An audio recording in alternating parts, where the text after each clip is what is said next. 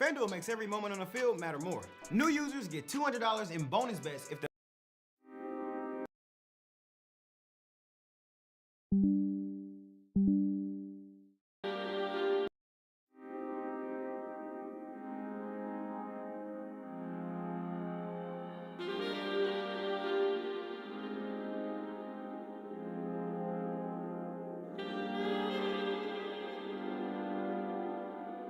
When you're tired, when you're lonely, you can just reach out and on.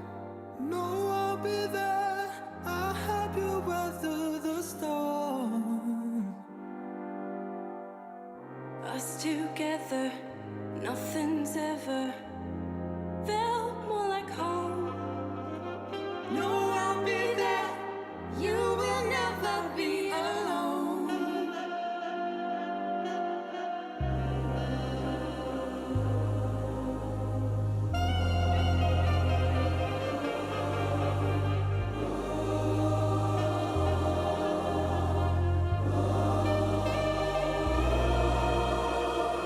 In that moment when you're feeling like there's nothing at all. Reach out to me, know that I'll answer the call.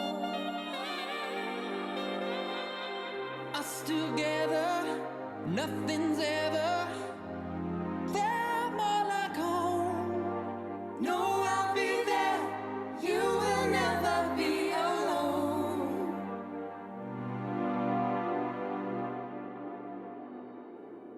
All I need is your love tonight. All I need is your love tonight. All I need is your love tonight. All I need is your love tonight. All I need is your love tonight. All I need is your love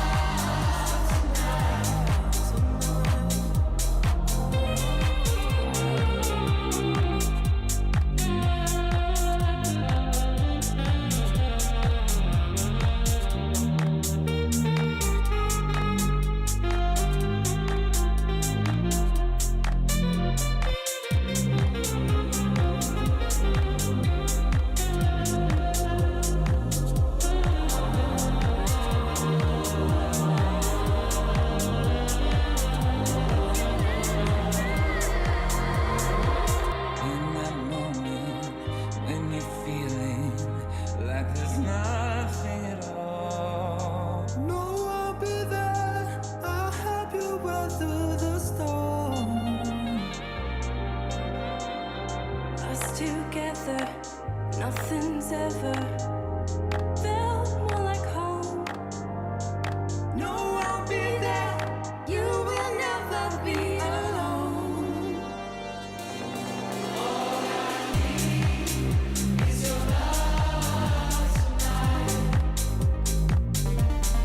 All I need is your love tonight. All I need is your love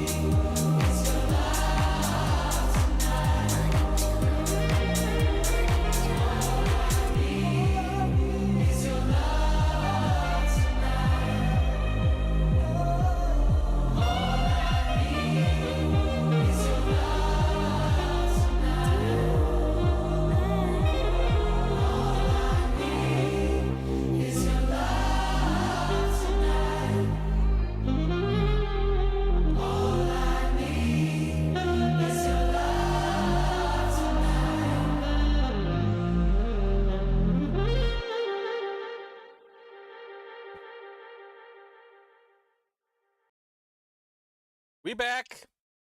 Are we back? Hold on. Okay, I think we're back. State of the Union, huh? State of the State, not State of the Union. I know, it's throwing me off a little bit. Let me make sure my sound is okay.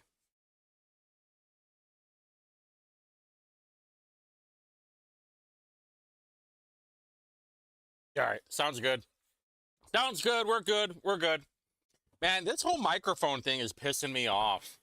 For those who don't know, I am Steve Whitmer, a.k.a. Slick Witty, a.k.a. Baron of Banville, a.k.a. the most feared man of Indianapolis. I'll tell you what, there was some guy, maybe some girl, that was trying to totally ban Indie Reporter on Twitter. In case you haven't been paying attention, or if you're new here, I help run the Indie Reporter Twitter page. And hold on, let me pull it up real quick. I got all my stuff messed up. This was a rush, by the way. This was a huge rush. All right, here we go. There's the page that I help manage.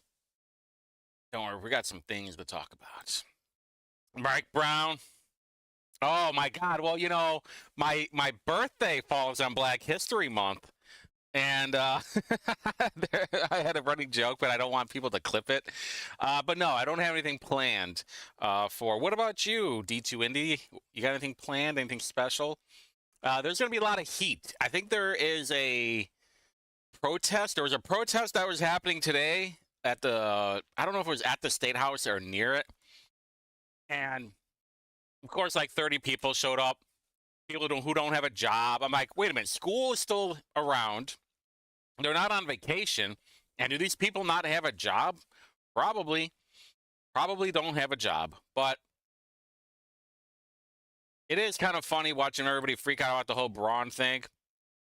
And it, actually, thankfully, Mike Braun posted a link to the State of the State, which goes to the IGA website, which is perfect for me. Because I basically watch that thing every single day, every single minute, and along with other people too. But hey, what do you think about this idea too? After the whole thing is over, JD Ford is having a watch along on his Facebook, and he's like, after the address has concluded, I'll be going live on my Facebook to discuss my thoughts. Do you think we should troll him a little bit? Hey, it's called we do a little bit of trolling, all right? And JD Ford, we have had our beef in the past. Yeah, that's right. My privilege. So if I'm like 20% Hispanic, am I only 80% privileged then? That's what I've been trying to figure out. Where's my coins to coins privilege here? Apples to apples, as they would say. Yeah. By the way, is this it?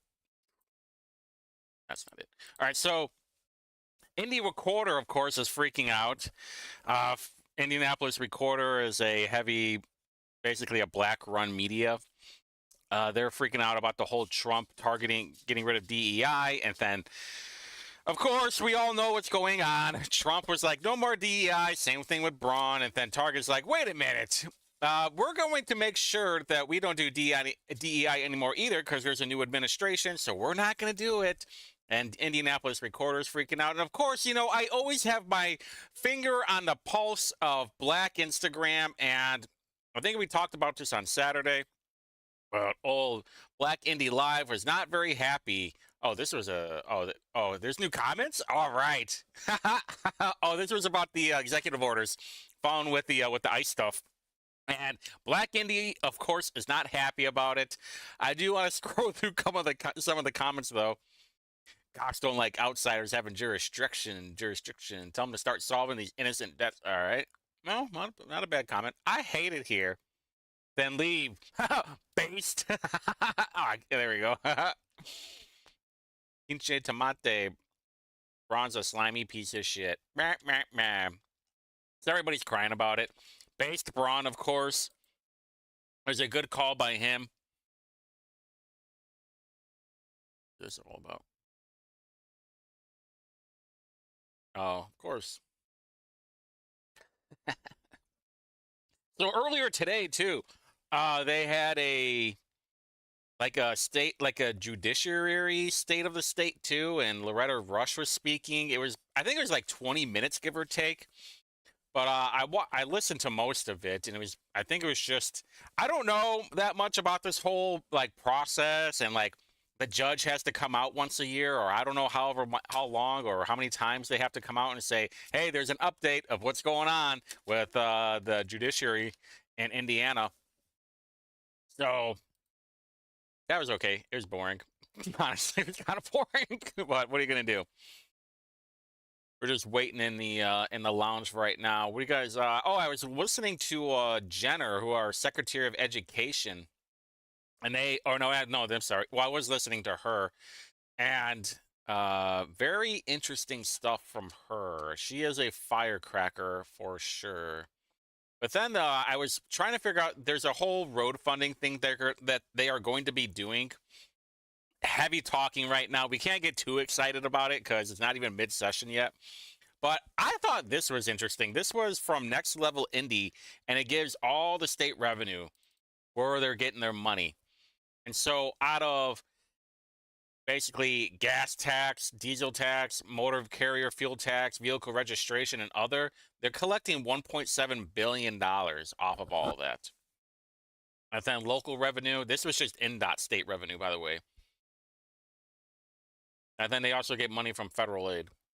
And then same thing with local over here, community crossings revenue. So they must get like an X amount, and then that X amount gets split up between all these different tables, is what I'm guessing.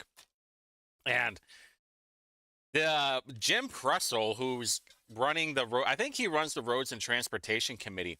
He brought up of how EV isn't really affecting that much, because this was the whole deal. Everybody was like, oh my God, with all these EVs, you're not going to really need a gas tax anymore. And it's like, all right, we'll just raise the registration fees, which is exactly what they did. I think in New Jersey, it's $1,000 for the year, and you have to pay for like 3 years. I don't know if it's New Jersey. It's some ridiculous Democrat-run state because they want all their money up front. But I mean, if you look at how much money they're collecting in revenue, they're not wrong. It's still $245 million. It's still a lot of fucking money, but compared to everything else, it's really not that much. And that's because the NDOT is what they are saying by 2030, they will be in a $1 billion shortfall. It's like, hey man, we got like bridges we need to fix. We got roads we gotta put new ones in there. We want 70 and 65 to be widened, all this other shit. I was like, do we? How about we just maintain the stuff first? And then we'll worry about the building of new stuff later. All right, so also, speaking of immigration, Axios has had their own opinion. And I wanted to make sure, because there was a report that less than 1% of immigrants deported last fiscal year were kicked out of the U.S. for crimes other than immigration violations. Well, probably because they weren't getting kicked out at all. I mean, how many illegals have entered this country? And they're like, well, actually, it's only less than 1% that are getting kicked out for anything else. I can't wait. I get moist thinking about all these illegals getting kicked out of the country. You shouldn't have been here in the first place, man. And then Braun throwing all these executive orders out. I was talking to somebody about this yesterday. I was like, I think Braun is just basically doing whatever, not Trump tells him to do, but just following in line. It's like, oh, Trump's doing this, I'm going to do this too. What am I allowed to do? Because he was in the Senate for however many years, 5 years, something like that. 5-6 years, one whole term. Now, okay, cool. Now we can officially start now. Beyond Formal is in the chat. We are good now, boys. I'm still waiting on them. They said 7 o'clock promptly. But if they're like an indie council meeting, it'll be like 7:15. Come on.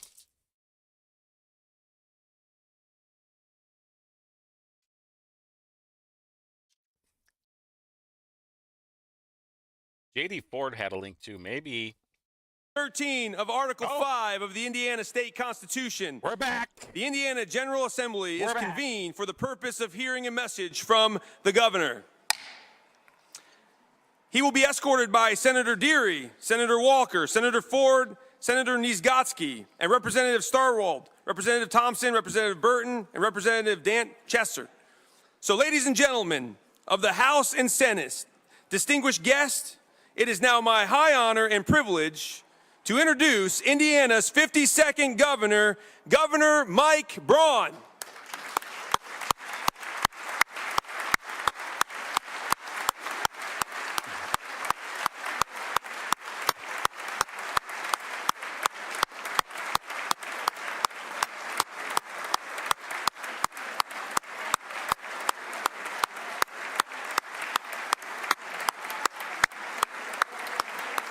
Making history, boys. Making history.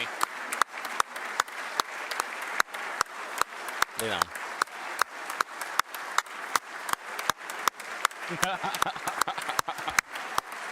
He's not just wearing a blue shirt, which is perfect. He's actually wearing a whole suit.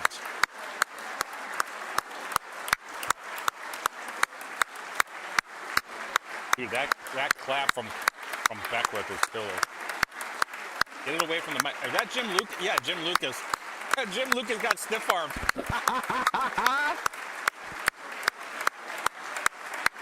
Blake Johnson doesn't even barely acknowledges him. He's gonna cry again, just like he did during committee meeting. That Yoder. Garten. Oh, look, he tried strong arming him.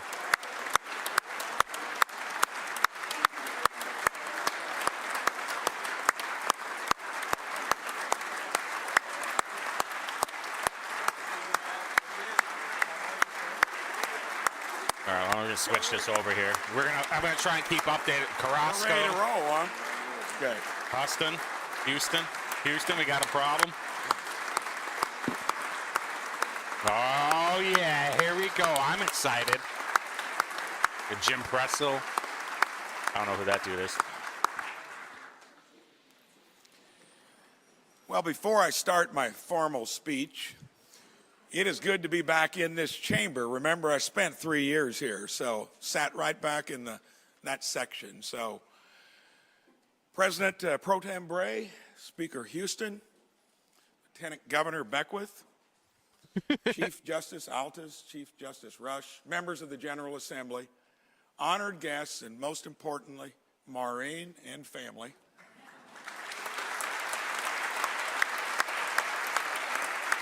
Can we get rid of the sign language, dude? And my fellow Hoosiers, it's a real honor to address you here all tonight.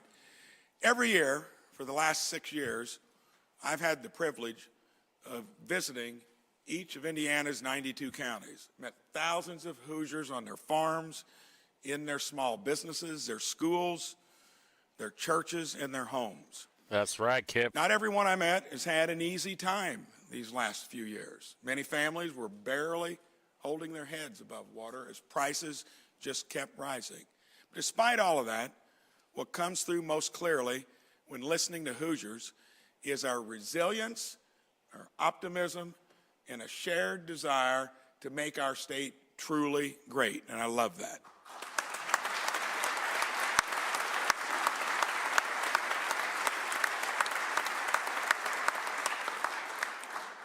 And I'm happy to say, with all those travels, the state of the state is strong because Hoosiers are strong.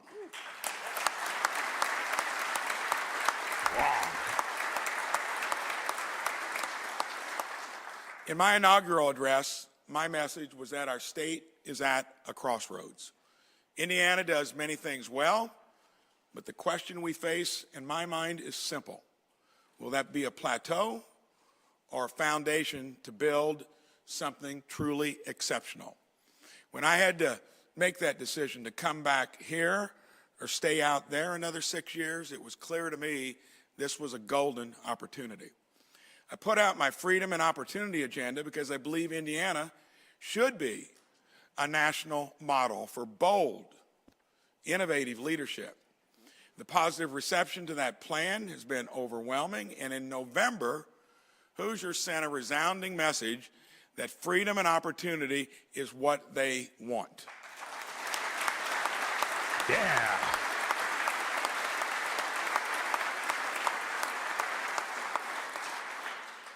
I believe the work of this legislature has put us in a position to achieve great things if we seize the opportunity and act decisively. Tonight, I'm going to outline the wins my administration has already secured for Hoosiers and legislation we can pass now to make life better for the people we have the honor to serve. And we're going to do that with your help.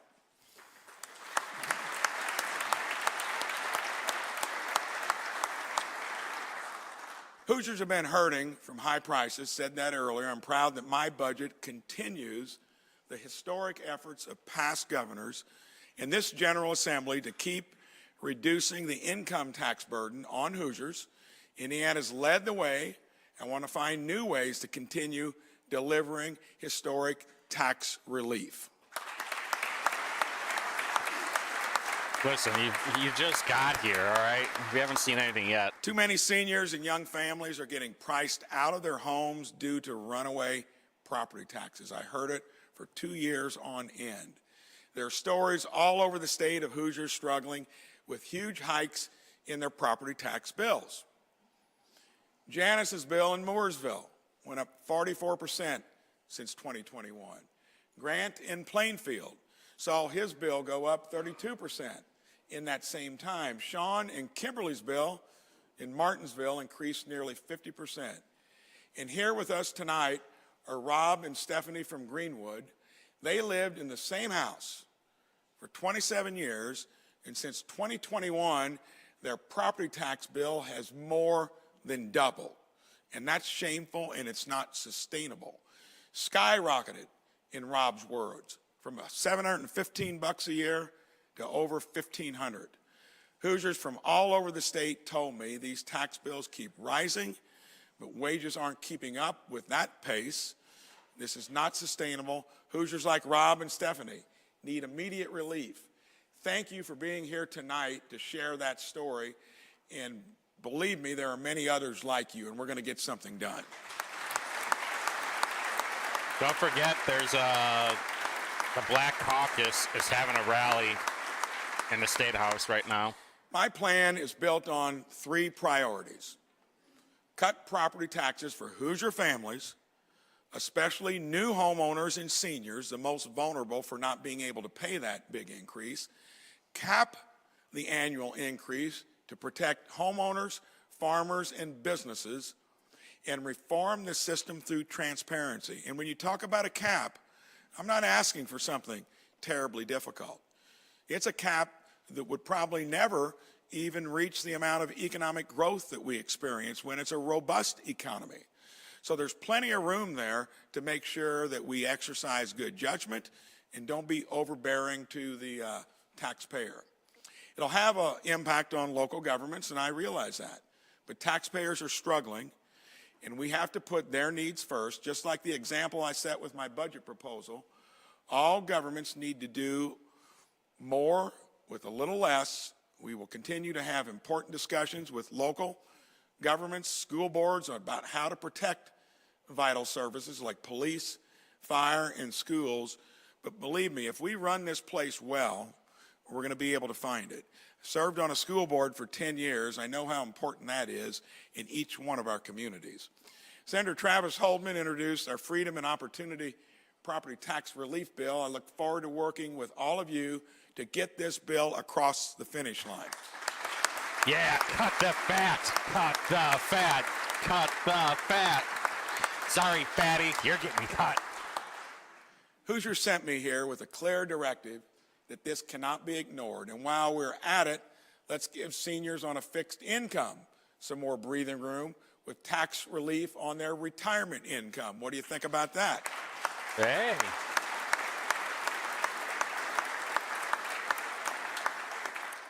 For farmers, and so many of us are in agricultural communities, let's create a tax-advantaged farm savings account to help stabilize their income during bad crop years, and let's address our aging ag workforce with a tax credit for retiring farmers passing their farms on to the next generation. They need that help. Corn makes whiskey. Raising kids is expensive, and all across the state, parents are making tough choices at the kitchen table to make ends meet. Every Hoosier family and business had to tighten their belts over the last 4 years. It's time that our government does the same thing, and I'm going to help you all accomplish that.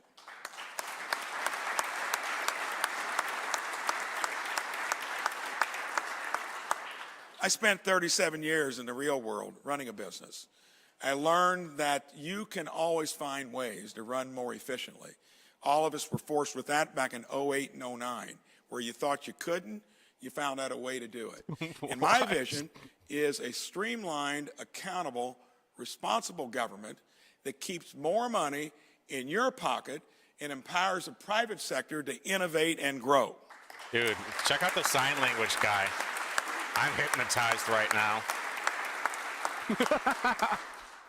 I've already taken action to make our government more efficient and accountable to the people. I directed my agency leaders to find cuts in their departments and signed a directive to cut at least a quarter of government regulations. Those stack up over time and sometimes are more painful than taxes that are too high.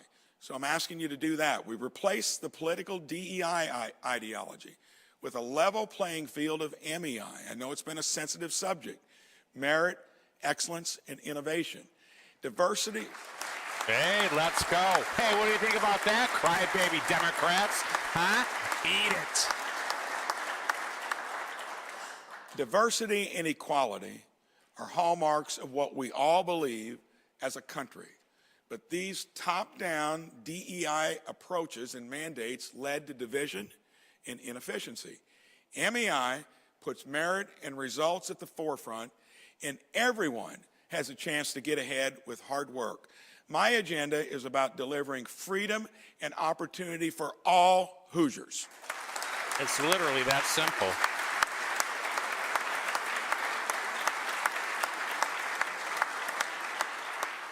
I did direct state employees to come back to the office to improve productivity and collaboration. Damn come right. back into work, please. Should have happened a long time ago. Created a new cabinet structure that's designed to run like a business. It adds a new level of accountability. My new cabinet organizes the executive branch under 8 offices, each led by an entrepreneurial secretary that reports directly to me.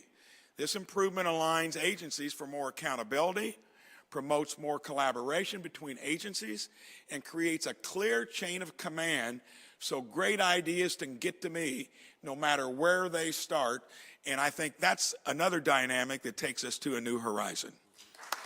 The 8 pillars.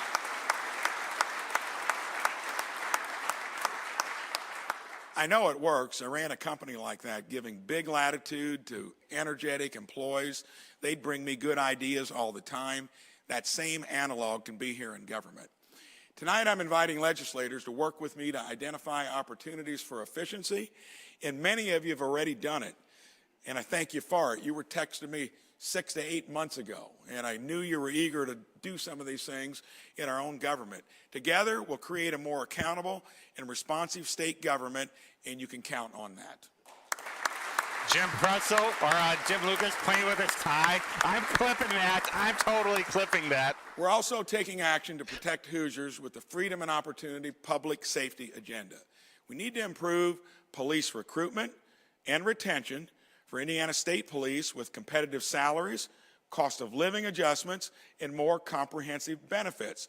They put it out there on the line every day, and we need to make sure they're well paid and they're wanting to come in to that job, and I'm going to try to make sure that we get that right too, and across other law enforcement agencies as well. There we go. Get 'em, boys. Book 'em, boys. A major freedom and opportunity public safety bill written by Senator Aaron Freeman passed out of committee yesterday, 8-1 on a bipartisan vote. This bill increases penalties on fentanyl and meth dealers, raises the price for targeting police, the consequences, and adds mandatory minimum bail for repeat violent offenders. It needs to be mandatory. All right, mandatory. Because you know Ryan Mears isn't going to do anything. Americans sent a clear message in November. They do not want open borders. Indiana will do whatever we can to help secure our southern border and end this crisis that has brought deadly fentanyl and crime to our streets. Yeah. Execute them all. You think that I'm joking too? Unchecked illegal immigration brings serious risks to our communities. In September, an illegal alien stabbed a 14-year-old girl with a butcher knife in a random attack in Lowell. Let me be clear. Indiana will not be a safe haven for illegal immigration. That's right. We're going to catapult you out, essay. Man, he looks happy. And as the Trump administration begins to return illegal aliens with criminal records to their home countries, we will assist. A state should always put the safety of its own citizens first. I think we can all agree on that. That's right. America for Americans. On economic development, we're taking a new approach, focused on building skills for Hoosiers currently in the workforce to match high-value, high-wage jobs that employers need to fill. One way we'll achieve this is our Hoosier Workforce Investment Tax Credit. Employers will have a strong incentive to invest in employee skills, training, and development. We're structuring the Indiana Economic Development Corporation to spread the benefits of economic development programs across the state and expanding their mission to focus on existing employers and building on what other agencies are already doing. I do not like this at all. I'm not convinced. I don't like it. And I love this one.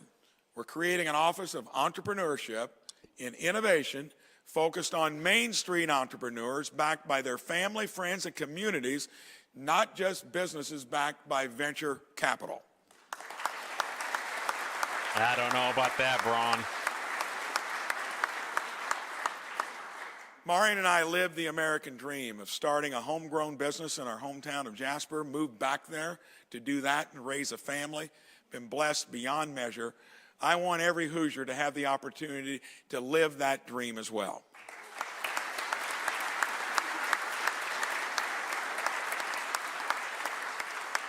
Is that Brett Clark? All of you know I've harped on this. I remember the first thing I did when I got here as a naive legislator.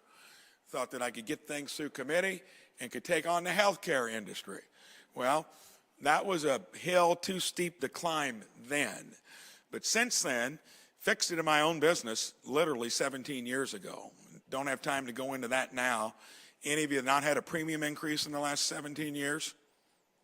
Well, maybe come check that out. I'll tell you how that can work. It can be done. Healthcare premiums and drug prices keep going up. Many Hoosiers watching tonight are wondering how they're going to pay for the care they need. Far too long, this issue has been seen as too tough to tackle because of entrenched special interests. Hoosiers pay some of the highest health care costs in the country, but we don't get the best health care results in return. Based on experience taking on this issue in my own business, as I referred to, I developed my Freedom and Opportunity health care plan to lower prices, improve access, and promote innovation in the industry. Interesting. Signed several executive orders to pull back the curtain on health care prices, bring down costs. I directed our state agencies to bring full price transparency to health care services so Hoosiers are empowered to shop around with clear, upfront prices. When providers compete, prices drop. I directed our agencies to address the misaligned incentives causing high drug prices, like pharmacy benefit managers or PBMs. They're like, hey, you can clap now. They're all laughing about it.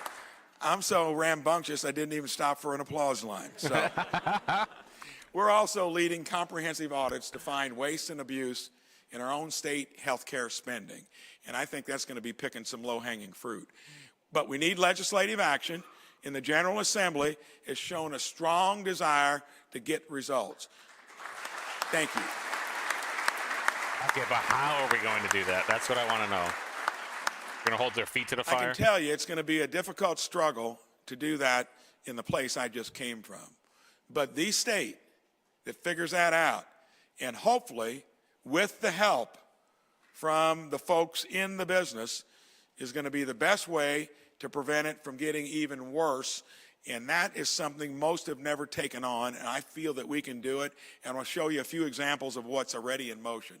State Rep Brad Barrett introduced House Bill 1003, a bill that will require historic price transparency, stop anti-competitive practices driving up prices, and put an end to surprise billings.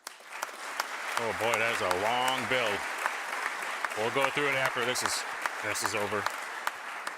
I've not met one person that likes a surprise medical bill. Have you? No. With us tonight is Melissa from Ossian up near Fort Wayne.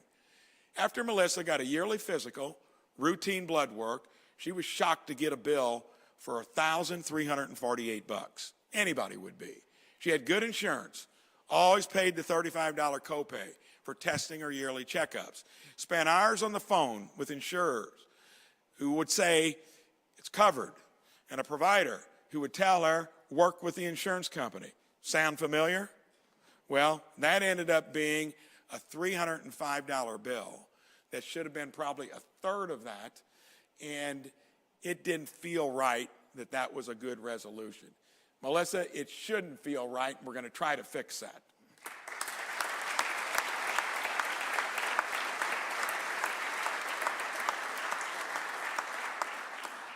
Hoosiers ought to be able to see what they're going to have to pay before they receive care. And a medical bill like that should never come as a surprise.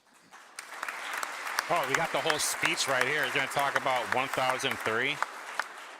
Let's pass House Bill 1003 and reveal prices, fight health care and fraud, and finally end surprise billing once and for all. And thank you, Melissa, for speaking out and advocating for lower health care prices for all.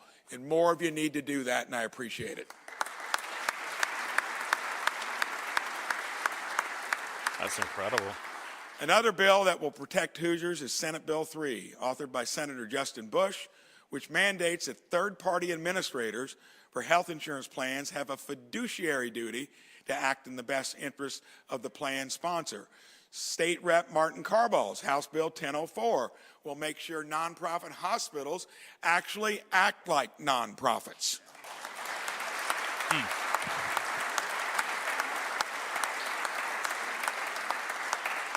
Ann Hathaway's Senator there. Ed Charbonneau and State Rep Julie McGuire are leading the charge on PBM reform.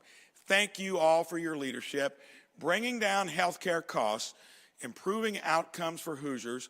Reforming this industry shouldn't be a partisan issue, and we should all be for it. Do you agree with me on that?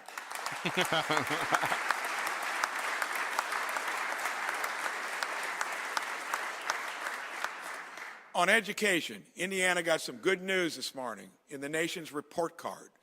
We were in the middle of the pack, but now Indiana is ranked 6th in the nation in reading. That's excellent progress and a strong foundation to build on. That is wonderful news.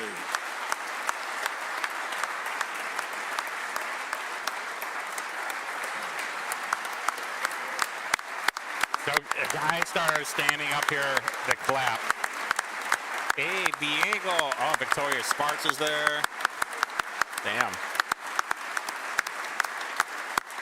I want to see those numbers. I heard Jenner talking about it today. I was a school board member for 10 years, and I'll never forget how I got on it.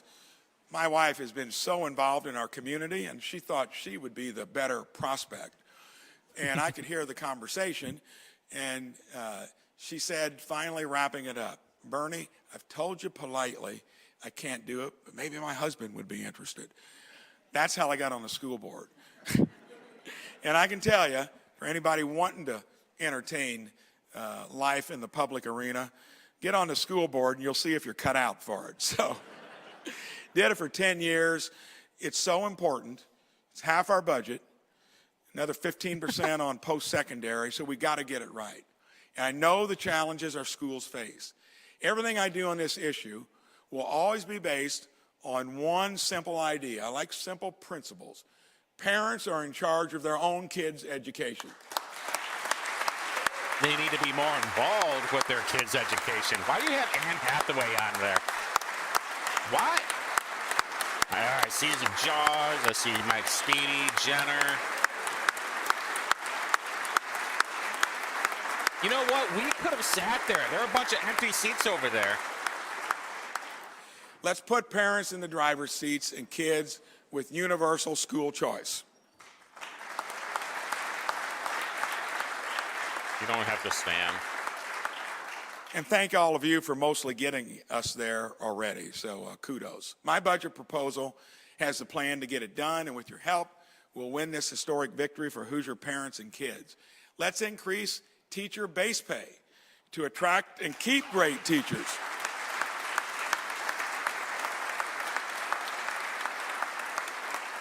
That Kreider? My approach is going to be to take a system that's grown expensive. Heard the figure that the cost that we put into a classroom is around $250,000 when it comes to depreciation, maintenance, everything that goes into building the structure, and then most importantly, staffing it with somebody that's going to be a great instructor. And we do not put near enough into the classroom, and it's going to be a task for me to find how to take cost out of administration, out of buildings that we may not need quite as deluxe as they get built, and put it into the pocketbooks of teachers and instructors. Yeah, like superintendents making $300,000 a year.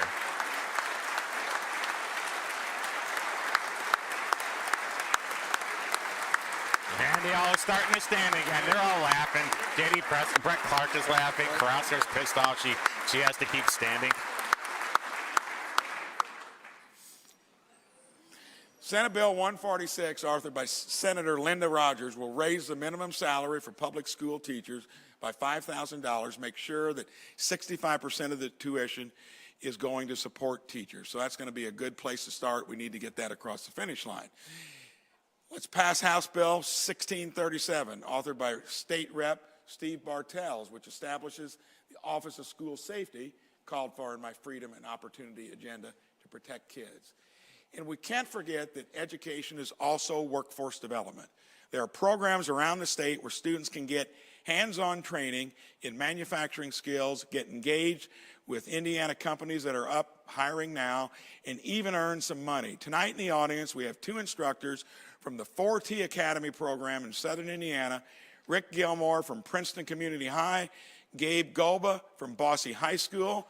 This program is a partnership between high schools and Toyota, and students have launched good paying careers directly from the class. 38 4T Academy students have been hired by Toyota in production roles, and 15 started careers in advanced manufacturing. This is a model we should replicate across the state. Rick, Gabe, thank you for your work to teach real-world skills.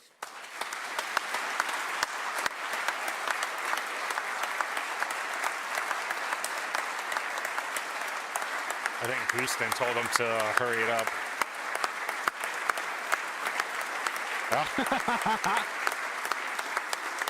Huntley's not there. Most of the Black Caucus, Indiana's future depends on how we educate the next generation. We're going to get there. We've got great teachers. We're basically got a good system. We're going to put innovation into it, and that is so important because, like I say, it dominates most of our budget. So we're getting close here to wrapping it up, and for me, this has been a journey that's taken some twists and turns along the way. When you go from school board to state house to the big house and back, you better have learned a little bit along the way. And my message to my partners in the General Assembly on both sides of the aisle, and Reddy had so many discussions, I hope I don't wear you out in future weeks. I want your ideas. I want your collaboration. We were all elected by Hoosiers to get the job done, to get results. The question we face is simple. Will we treat this moment as a plateau, which I mentioned earlier, or as a foundation to build something truly exceptional? Now is the time to be bold and think out of the box. We can do it through big ideas, collaboration, and above all, action. Thank you, and God bless this great state of Indiana. There we go, huh? Well done. Great job, Governor. Well done. They killed the mic. Why did you kill the mic? They don't want anybody catching anything, huh? So Hunley and Blake Johnson were right there.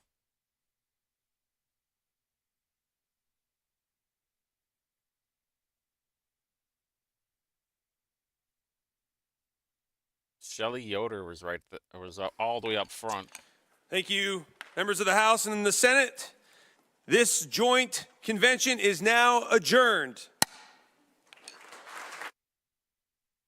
Now Todd Houston. Chair calls the House back in order. Representative Karakoff, do you have a motion? Motion is second. All those in favor, in case saying aye. Those opposed, no. Motion is adopted. We are adjourned. There we go. There we go. Yeah, I don't know if they were old or not. That's why they couldn't stand. So there's Blake Johnson and there's Andrea Hunley. Hopefully I'm not blocked. Yeah, okay. Then there's Shelley Yoder and they keep talking. So apparently, Hunley is part of the Black Caucus. Is that there's JD Ford right there. Hey, you said you were going to do a live stream after. There's Kerry Hamilton. Jim Lucas got snubbed. Did you see that? Hold on, let me pull it up real quick.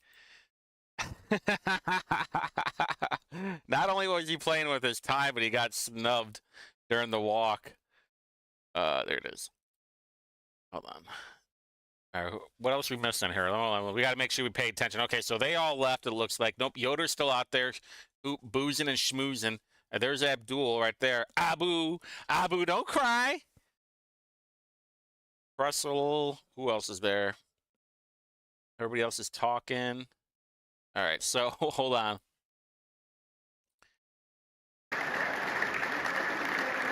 Hold on. Look at Blake Johnson. Looks like he's about ready to cry. Look at that. I can't cry so much. God, what a little bitch. Just a little bitch. He shakes his hand. Hello. Then he's like, I'm just going to cry over here now. What a little bitch. Bitch-ass loser. Anyway, we got to go to Lucas. Look at that. Hold on. All right, ready for the pause? Look, he reaches out. He's like, there's Jim Lucas from last night on Mouthwash, a minty fresh take on politics. Look, he gets snubbed right at the... Hey, he didn't see my hand. Oh, man, that's so funny. Why are you you're hugging with the enemy? Is that what you're doing? That's not JD Ford, though. Is it? Who is following him? I don't know. Whatever. All right, what do we got? Anything good?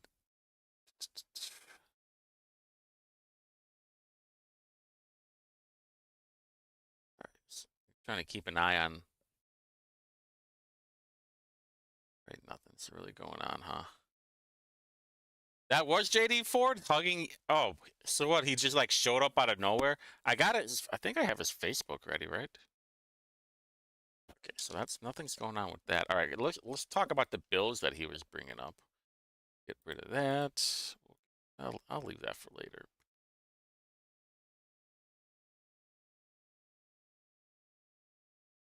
So, I want to see if JD Ford goes live. He said he was going to go live. But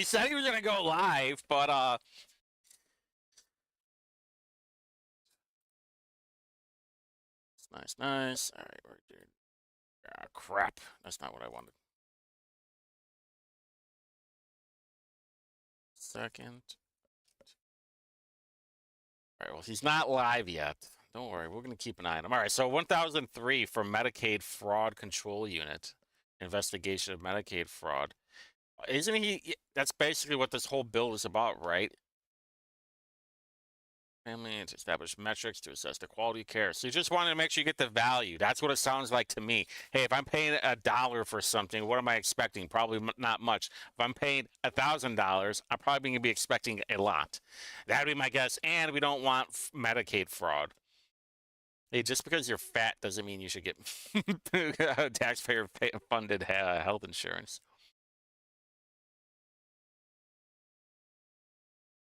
Oh, okay. This is one of them too. SB3. The bill provides that a third-party administrator, pharmacy benefit manager, employee benefit consultant, insurance producer acting on behalf of a plan sponsor owes a fiduciary duty to a plan sponsor. Okay, well, what's the actions on it? All right, nothing's adopted.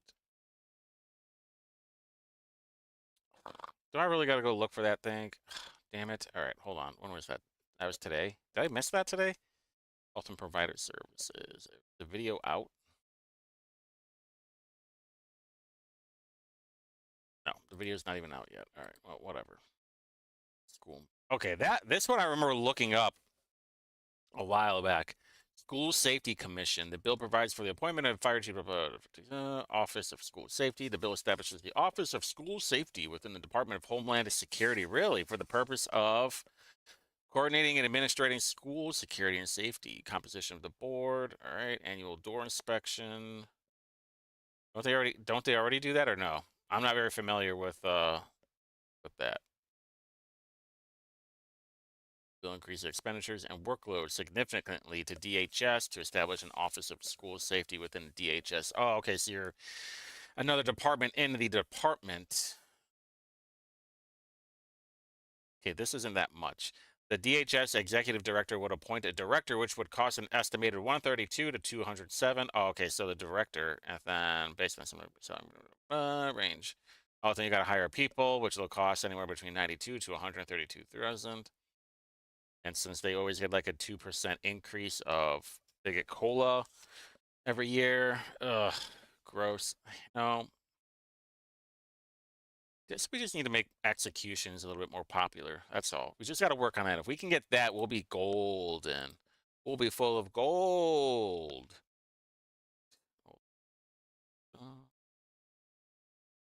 You right there. Okay, now we're good.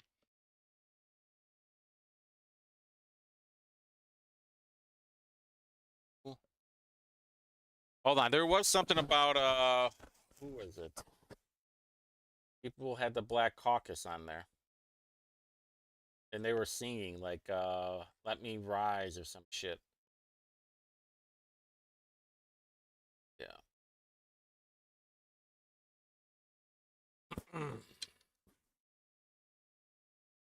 Only was in a time.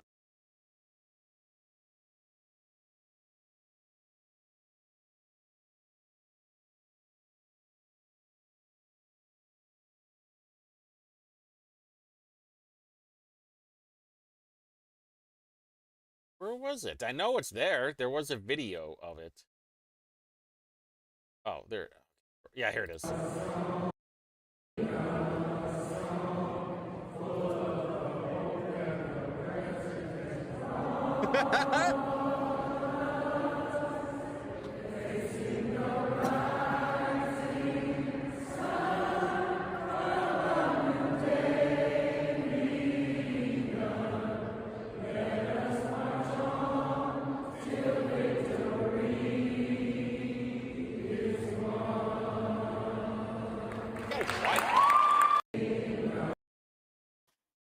You know what it reminds me of? Remember this back in 2020 during the Floyd stuff when everybody was bending the knee? Oh, man, just some crackhead robbery, dude. Oh, man, 2020 was the worst time ever, but great traffic. All right, hold on. All right, we're going to look you up. The Unity rally. Hold on. I'm going to put it over here, though, because I don't want you guys seeing what I'm searching up. What my search history has been. Nope, you're not allowed. Sorry. All right.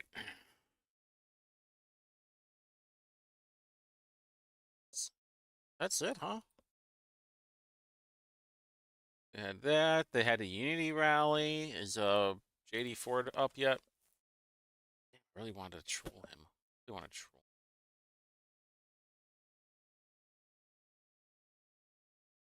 The fuck? Who the fuck are you? Are you a bot? Yeah, you're a bot. That's all. Jerk off. What a jerk off. Tell us seriously. Yeah. Sorry. Sorry, Kip. You know. No secrets today. No, yeah. I don't think it's anything special, is it? Hold on, let me check real quick. Let me see real quick. Hold on. Da, da, da, da, da, da, da, boom, boom, boom. Okay, yeah. Yeah, it's nothing bad. It's nothing bad. What are we talking about? Hold on. Okay, I'll show you. I'll show you. Hold on. This is what my search history is right here. That's all. See? Nothing special. Nothing crazy.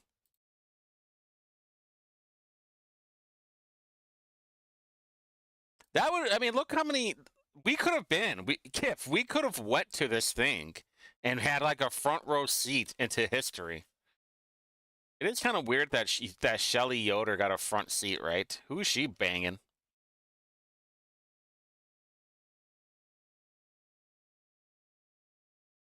Pretty cool though. What is somebody else we can see? There's Koch. Huh. Very interesting.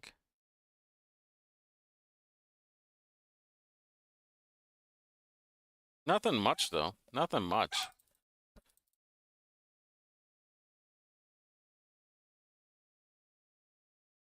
Okay, so like she gives this dude a handshake and like. Okay, you know this fucking bitch, this fucking bitch. Yeah, oh yeah. Oh, that's right. You're right. You know what, Kip? You're right. So all the leaders get a front row seat. You're right. So, old Philly, Iaquinta, and Yoder. This dude looked like he's about ready to have a heart attack. Holy crap. Hold on. Look at this stuff. Hold on. Look at this dude. Is it just the lighting? Is it just the lighting that's going on here? I mean, this guy looks like he's about ready to have a heart attack. Jeez. He looks like, what the hell is that dude's name from wrestling? Pastor Love or something?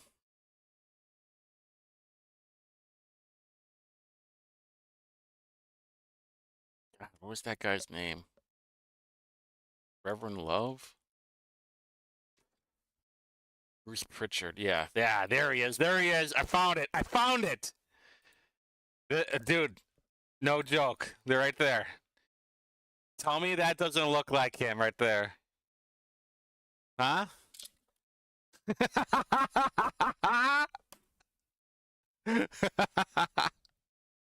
Oh, nailed it. And there's Abu. Abu, don't cry. Oh, yeah, here we go. Peaceful protest.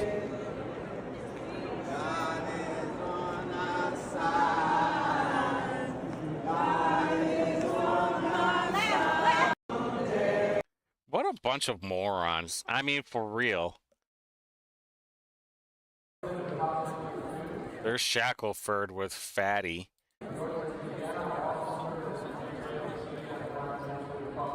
Dude, this is literally 2020 all over again.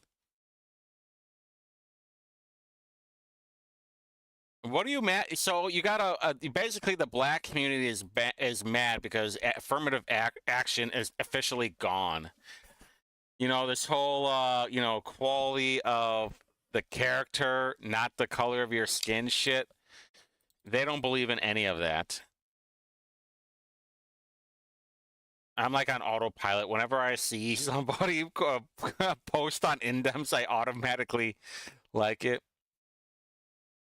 Okay, well, here's the deal. That would hurt local governments and cut funding for essential services. No, it's not, all right? You know what? Here, let me show you something. All right, actually, hold on.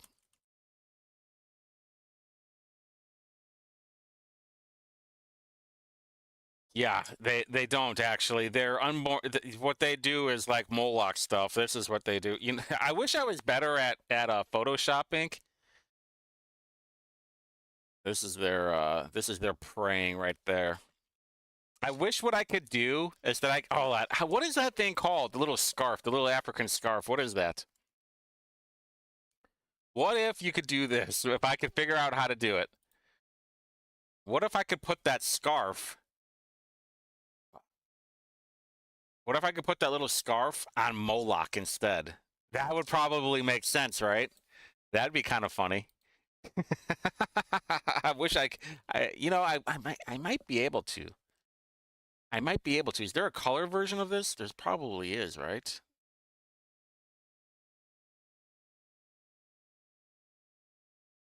Uh-oh, somebody's calling me. Someone's not happy of my stream. Uh-oh. Not even kidding either.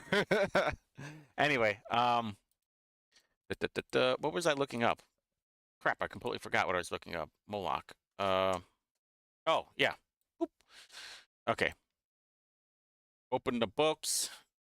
If you guys don't know this website, I think KIF does. You go here, you go to 46241 for me, since I'm right downtown. Right near downtown, we're gonna view all. Yeah, I think I'll try Canva plus background remover. That's usually how I have to do. I got to do it rough and tumbly. All right, where is the? We're gonna look at two things. We're gonna look at IndieGov. It only has 2003. And these are the highest paid people in IndieGov. And guess what? They're all on the IMPD.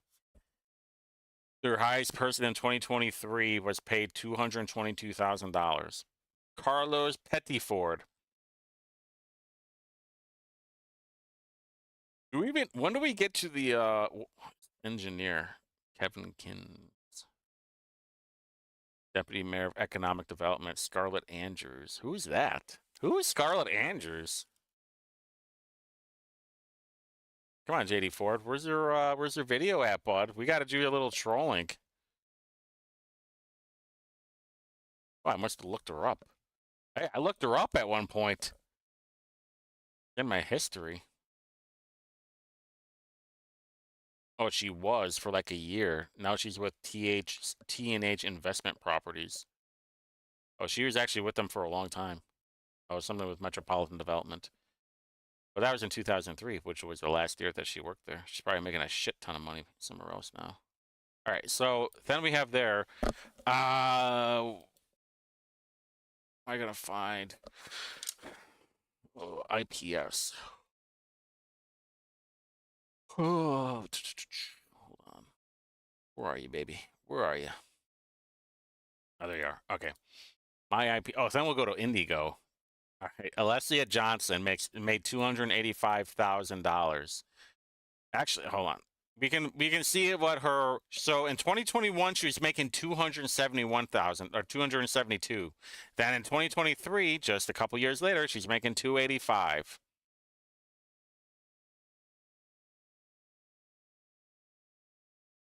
All right, but we're gonna go for everybody in 2023. How much they were making? Pippin Ross, executive director, 191. She's probably making 200 now. Tahiji Henderson. Huh, that's kind of weird. We won't have enough money for schools. Well, listen, I think they're doing just fine making $285,000, which, that's actually going to be more. It's going to be closer to 300 for 2024 for sure, because they all get an automatic bump in pay.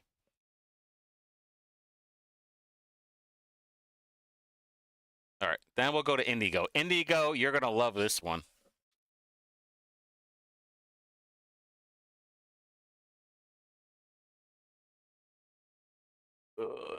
Where is it? There we go. Okay, so this is 2023. Don't mind you, and the current CEO has resigned.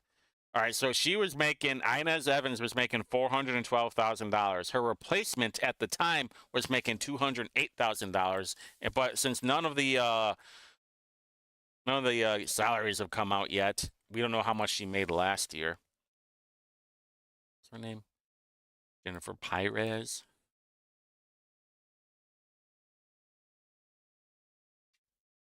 Yeah, it didn't show what she's making. All right, anything new? You know, the other thing that I pointed out too was, oh, you know, taxes and blah, blah, blah. It's all a farce. Deb Whitfield raised taxes by what, like 15%? The first year that she became mayor in Lawrence? Come on.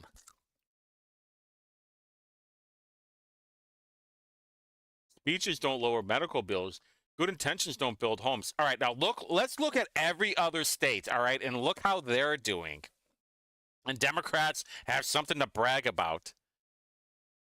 The only way that any of it, they're just like, you know what? The only thing that I want to happen is everything is going to be taxpayer funded. And so you keep wondering why everybody is leaving Indianapolis right now. My money can't even go to fix the roads. My money can't even go to plow the roads. In fact, residential roads are not allowed to be plowed. And you're like, you know what? Fuck this. I'm going to go to Hamilton County or Hancock or Johnson, and then I'm going to go somewhere where they actually care about me. That's where I would rather have my money taken out. If I got to get my money robbed from me, at least, you know, buy me a drink, play with my hair, give me a little bit of cuddles after you fuck me. But Indianapolis, they're just pump and dumps. That's all they are. Like, no thanks. Sorry, cutie. Thanks for the good time, though. Come back soon, because I will.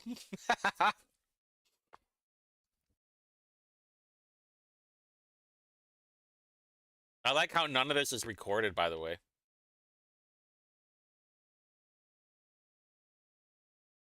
God, what a bunch of... Where's the video at? Where's the video? Hold on.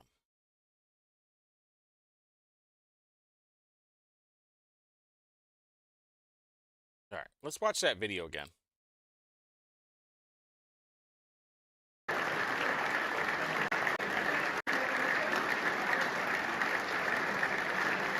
Look how, this is how fake people are.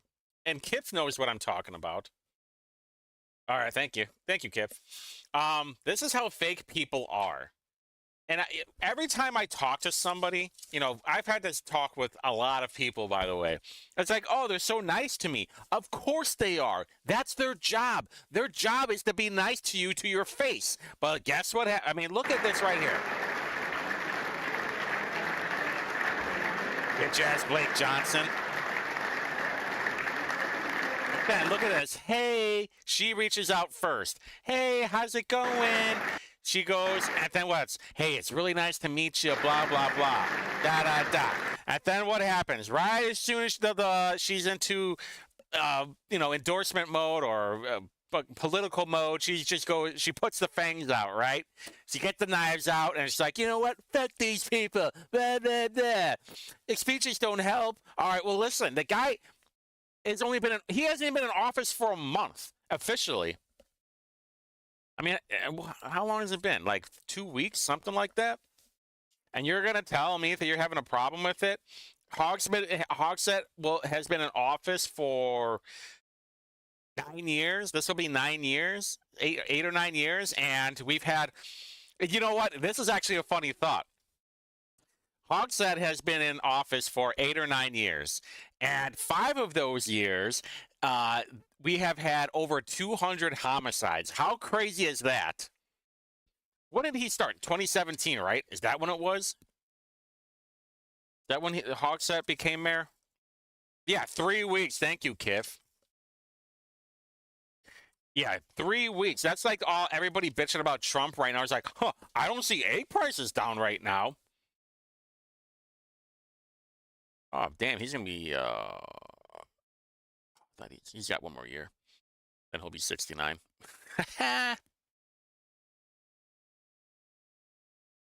Yeah. Anyway, assumed office January 1st. Okay. Yeah. So this will be 9 years for him, and he's had more. He's had more half. Well, I wouldn't say more half. But anyway, 5 of those years, he's had 200 homicides in a row. By the way, under his watch. So Yoder and Iaquinta can eat shit because we live in a red state and people are moving to Hamilton County. I don't have to show the graph. I honestly don't have to show the graph. I know the people in here watching right now know what I'm talking about, and I'm just screaming out into the void. the clenched fist screaming into the clouds. But doesn't it annoy you how bad the GOP is right now in Marion County? I know most of you aren't even in Marion County, but it's so bloody annoying. And if I'm watching John work his ass off right now, trying to become chair, and they're just going to they're going to fuck him over. They're going to fuck us over.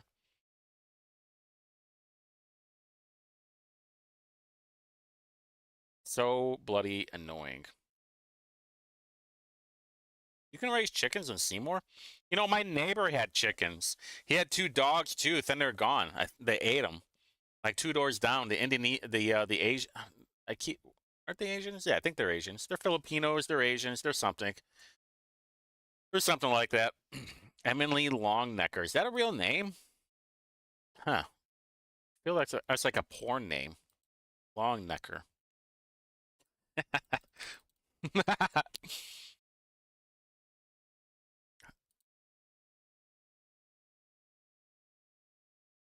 Anybody we spot?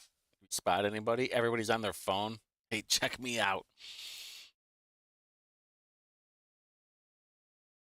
I've only been in this room one time, and that's when that's when I filed my paperwork to run for state rep, and I was well, it would have been like this side on the balcony where his wife was sitting, I think.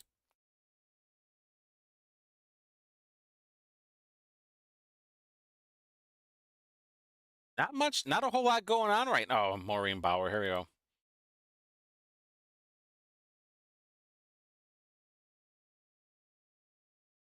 Yeah, are you going to vote on?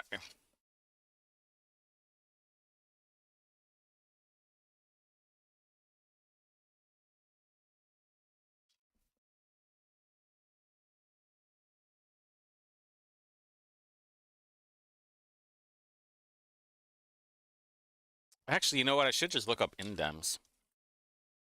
They don't have me blocked.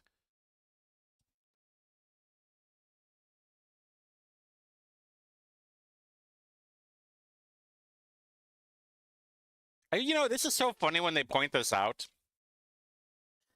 Is Indem's like, hey, your party's been in control for 20 years. We didn't have this problem until the entire country got flooded with illegals. That's how this whole problem started. And under whose watch? The Democrats.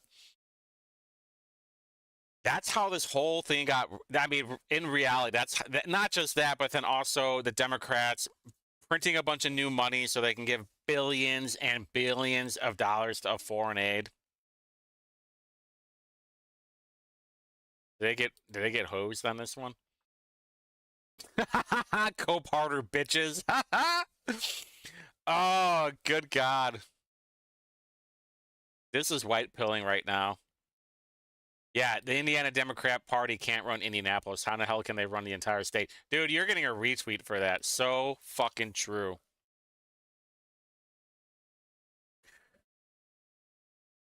The government should never be in charge of health. Yeah, Obamacare is crap. Fucking look at these pedophiles right here. This dude's probably wants to rape children. Oh, those pesky age of consent laws, am I right? Okay, freak. Boom, there you go. Boom, there we go. They are getting not technically ratioed, but the comments are tremendous. I have to like all of these. I'm in charge of Indie Reporter tonight. Indian Dem Party is nothing but a word salad. I'm positive that his statement doesn't begin to cover the full story or context of what's going on. This is why you guys are losing elections. So true. Oh my God. Shut up. Who are you? You little bitch. They can't block you. Actually, can they? They blocked my other account. They blocked King of Witties.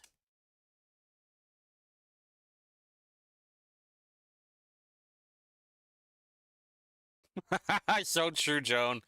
So true. Rap rap.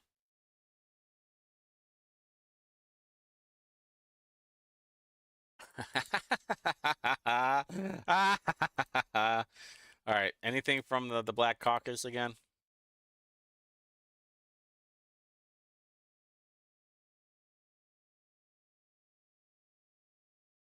Holy crap. Oh, that's just rallies. Okay. Oh, these are just rallies. That's my bad.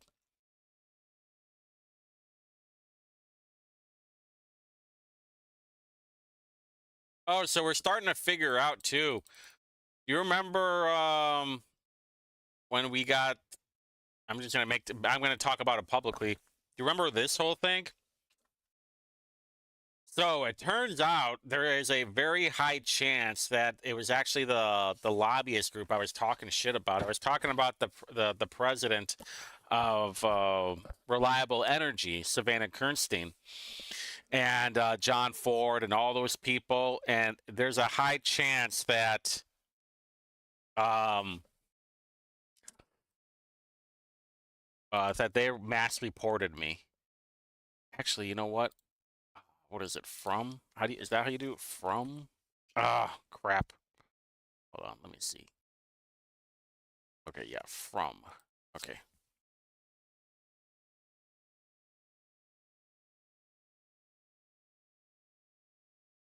Oh, hold on. Ford. Okay, so I might have to switch accounts real quick. Hold on. I normally don't do this. I usually just try and keep. Hold on.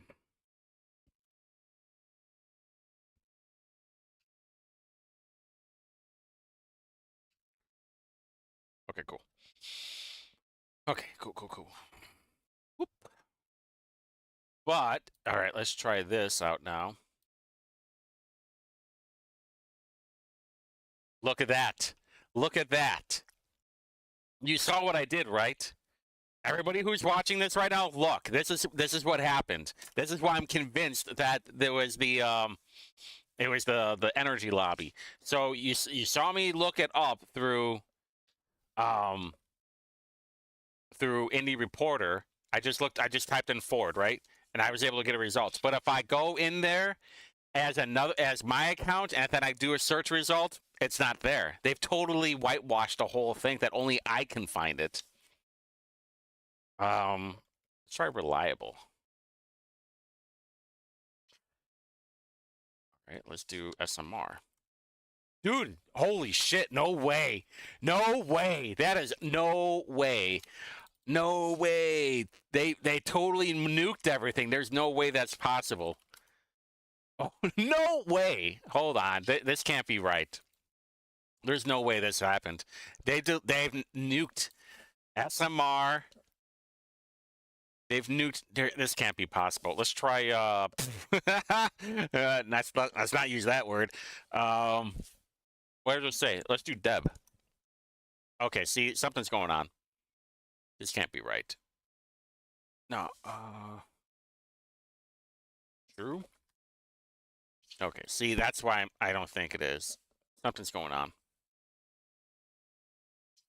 Not latest. Okay. See, that can't be right. All right. What if we do this?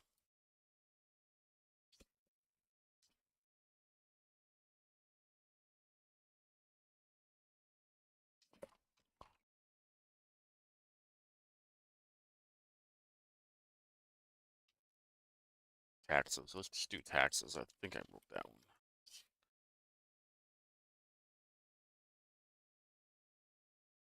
See, I fucking hate this way. All right, hold on.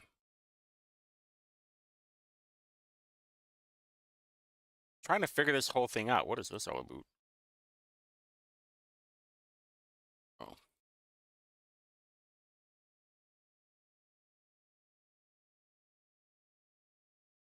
Let's do this. Let's do that. Let's do true. Oh, is he alive? All right, cool. Thank you, Kif. Thought that was interesting.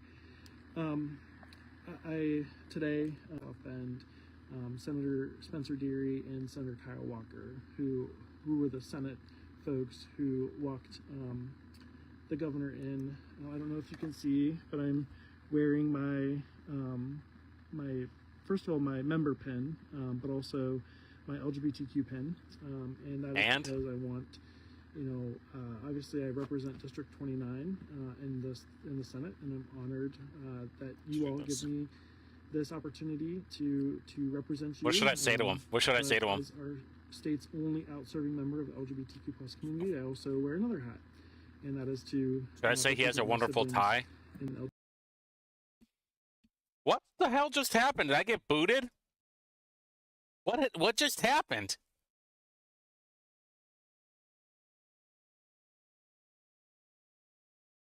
He ended it?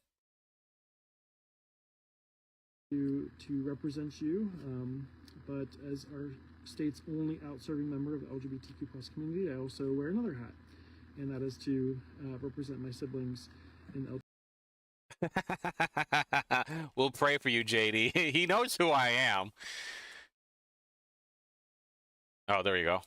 Hey friends, it's State Senator JD Ford here. I was just live with all of you, and I don't know what happened, but I think the internet crashed or whatever. So okay, I didn't get mine. To restart the live. Okay, hold on. We gotta rizz him up. We gotta rizz him up a little bit. My Capitol desk. All right. Here at the State House. Let's do. I love your tie. How about that? I love your tie. The State of the State speech, and so I thought I would just kind of. It's a run great through, color on you. Some of this with all of you. So. Just a quick recap, and certainly if there's questions, please feel free to to drop them in the chat, and do my best to answer them. But anyways, there we go. so tonight was Governor Braun's speech, his State of the State, which is essentially all governors have to do this, and they're basically giving an update on what's going on in our state, right?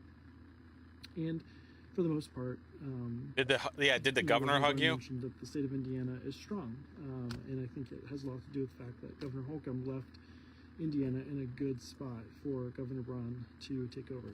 Not saying that I agreed totally with everything Governor Holcomb did, Republican. but, certainly, I think he left Indiana in a good spot. But there was no mention of that in Governor Braun's State of the State speech tonight, which I thought was very interesting. Yeah. But he's his own person. Anyways, tonight I served as what we call an escort for the governor, and it's a ceremonial role where you walk the governor in, and then you take your seat, and then you listen to the speech. And so, I really felt that I needed to be in there to hear what he had to say, and to get the notes, and to report back to all of you about what he talked about. So I also, in doing so, I wanted to just kind of share that I was wearing my pin tonight. Because obviously I represent District 29, which is an honor of my life to do that. And you all gave me that honor, so thank you. But also I wear another hat, and that is to represent my siblings in the LGBTQ plus community. So, wanted to be visible, and wanted, lawmakers in that chamber, and Governor Braun and his administration, to know that, that there are other people. He does have lovely hair, though. Than you, who might be praying different than you, who might love different than you do, who might, have different religious beliefs than you do. And I think that's honestly what makes our great state so amazing. That's right. But that's a ceremonial position, and so it was myself and Senator Skotsky from South Bend, Senator Spencer Deary from the West Lafayette area, and Senator Kyle Walker from the Indianapolis area, who served as the Senate members to walk. Oh, that's why he was hugging everybody. I also just want to recognize that the Indiana Black Legislative Caucus, some of those members did not attend. Mainly because of the barrage of anti-DEI. Dunbar in the chat, let's go. And so they had a unity rally tonight, and I just stand in solidarity with them. As what kind of special benefits do they get, huh? To navigate our way through all of this. So, okay. So let's see here. Let me just go through some of the topics that Governor Braun talked about. So he started off basically by just saying in his quick speech, it didn't last very long. I think maybe 30 minutes, maybe 40 minutes. It was like 32. But he really stressed a lot about his freedom and opportunity agenda. But I would just say freedom and opportunity. What are the questions? I don't want to be like mean to him, but I kind of do. So that would be my first take on that. He talked a lot about seniors and runaway property tax bills, which this is where Governor Braun and I actually do agree on. I had a bill a couple years ago, before all of the hoopla about property taxes. It was a property tax freeze for seniors. Unfortunately, that bill did not get a hearing. But it's an issue that is near and dear to my heart, and I will continue to work with anybody on that particular topic. But he did highlight one. How do you? I don't know. I know what. Some Hoosiers. How do you feel about Micah? Bill that was pretty much doubled to about a $1,500 bill. It was a Greenwood couple, and he highlighted them in his speech tonight. I also talked about cutting property taxes for new families, cap the annual increases, and reform the state via. Yeah, I know. I gotta raise him up, Kip. That's all. Hey, I'm a cute and sweet little guy. And accountability. I think good. I'm good with that. He did recognize that when we do that, it is going to have an impact on police and fire. It's really not. So I think it is important to balance Hoosiers' needs, but also making sure that what we're doing isn't severely hindering our police and fire, because obviously we care deeply about that. So, but he did ask. He's not answering any questions. He did ask locals to do more with less, and so I think it's easier said than done. But proof will be in the pudding. He talked about a farm savings account in his speech. He mentioned that raising kids is expensive. He talked about how he's instructing all of his agency leaders to reduce costs and also to reduce government regulation. So yeah, just stop spending. Who likes that? Touch on Dunbar. And wasn't Dunbar in the chat last night? DEI with MEI, which is merit, excellence, innovation. MEI. He mentioned that diversity and equality is hallmark, but again, time will tell on that. So, one thing he did say that I disagree with him on is that he said that DEI leads to division. Yes. Fundamentally disagree with him on that. Well, you're wrong, JD Ford. That's what he believes. So yeah, he did talk about his executive order to have everybody come back to work based. And so basically, no more work from home. Based. So that's I'm okay with that. I just feel like that's a little too prescriptive from some of these.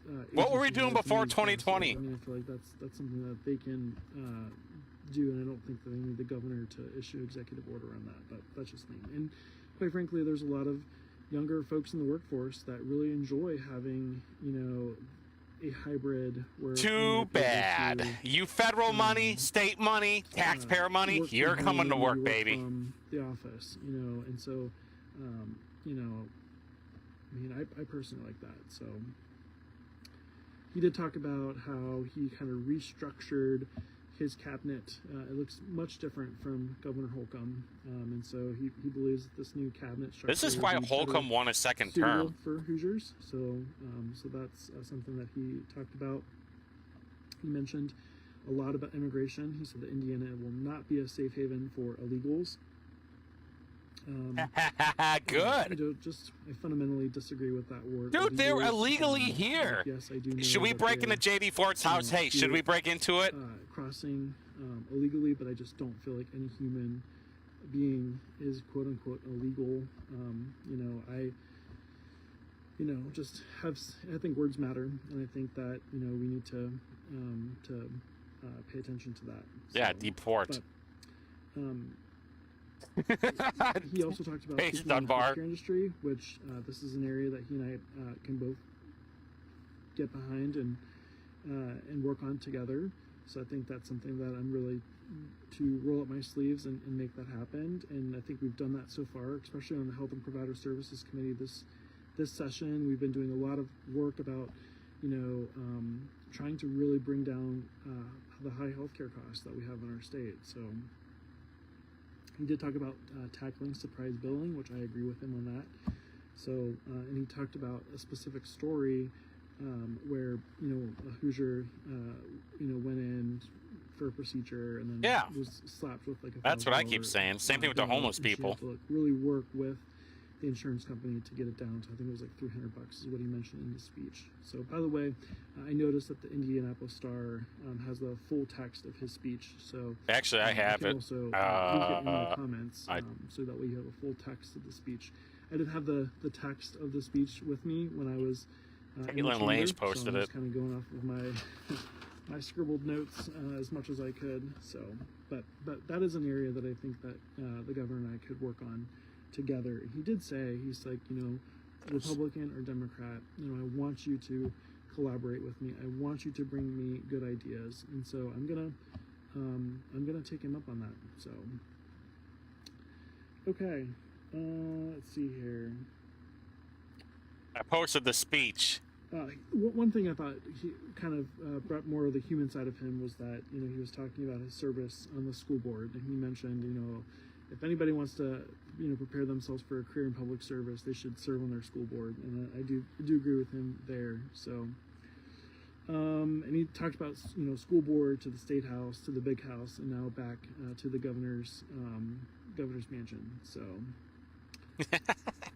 One thing he mentioned in the speech today was that Indiana is actually 6th in the nation for reading, which I don't know if I believe that or not. Applause, and that's really good. That's good. That's really good stuff for us to be recognized for that. I know Indiana's been doing a lot of work on this front. I know I've been doing a lot of work on this front to help get our kids to read. So. And we can't stop there. We got more work to do there. So he talks a lot about school choice. In fact, I have it written down: school choice! Exclamation point! Exclamation point! Exclamation point! So I think there's no bones about that. You'll see more school choice, even more than what we already have in our state. So another area of opportunity. Is that he's going to increase teacher pay, which I agree with him on that, and looking forward to working with him on that. So that's the last thing that just kind of just my time being down here is that sometimes in the State of the States, Governor Holcomb would drop a little morsel of or hint at some breaking news or something that would all cause us to be like, oh wow, that's awesome. Maybe Braun did that when he dropped the 6th in the nation in terms of reading, but he didn't really kind of break any news or talk about any major projects or anything like that. And again, he's only been on the job for a couple weeks, but exactly. It was one of the cool things that. Would you rather just him talk about it or him actually just do it? I want a doer, JD. So yeah, so that's my hot take on his speech, and some areas of concern and some areas of opportunity where I feel like I can work with him and would be willing to do so. So let me see if there's any. Thanks to all of you for tuning in and listening. if you get a chance to either to watch his speech or to to read the text, let me know what your thoughts are on this speech. So I thought it was great. Slick, witty. I love your tie. It's a great color. Thank you. I appreciate that. Orange is one of my favorite colors. So, did Braun offer a handshake or a hug? Not a hug. Oh, it's too bad. A couple handshakes. Right before he went up onto the podium. So. Christy says, thank you for your hard work. I appreciate that. It's truly an honor to be here. It's one of the best jobs I've ever had. It's a privilege and an honor, I would think. Politics, for sure. So, what Slick Witty asks, what is your favorite bill this year? Good question. That is a good question. Damn right. I'm trying to think. I got great questions. I probably would say all the bills that I authored, but if I had to pick, I would say probably some of the big priority stuff. I think would be some of those bills. In terms of healthcare costs. So like, for example, Senate Bill 480 deals with prior authorization. Senate Bill 475 deals with banning non-compete clauses in contracts. So I think that will be some of those pieces of legislation that won't go through. I've been working on and support and have voted for, and it's out of committee. So maybe. How do you feel about Micah Beckwith? We get along. We haven't had a lot of interaction other than just a few hellos and a couple handshakes. But I've had him. Worked with him on a few other things, and I'm sure we'll probably spar at some point this session. But I can't wait. I'll be covering it. Really, can't say too many things about him. So, just looking forward to working with him if there's ever an opportunity. What else? Thank you for posting the State of the State speech. I really appreciate that. You're welcome, JD. Let's see here. You're welcome. Push for school choice is really concerning to those of us in public schools, which will foot the bill. Absolutely. Probably more Lacey. Sure. We're already, giving an incredible amount of money to a lot of wealthy families.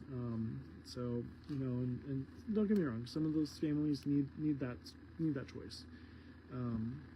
But I would say that we're just doling out so much money, and it's really at the expense of our public schools. And so.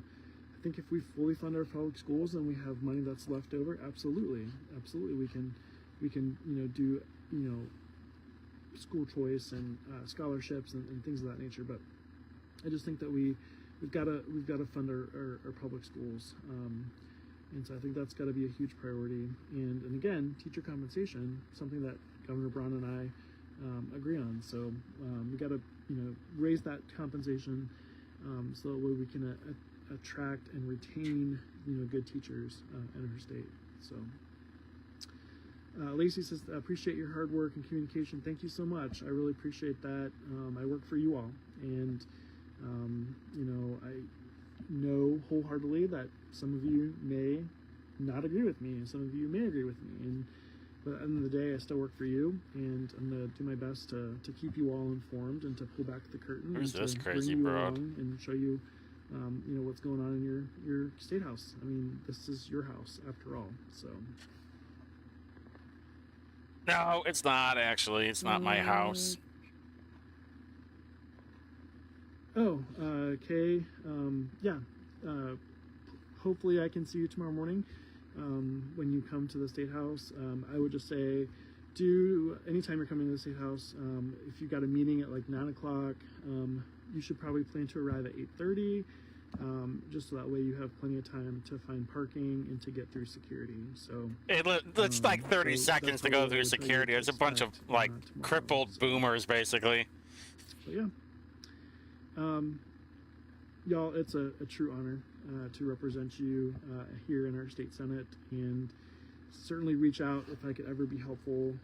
My email address is s as in Sam 29 at iga.in.gov, and if there's anything I can do to be of any assistance to you, just reach out, and hopefully I can help you in any way I can.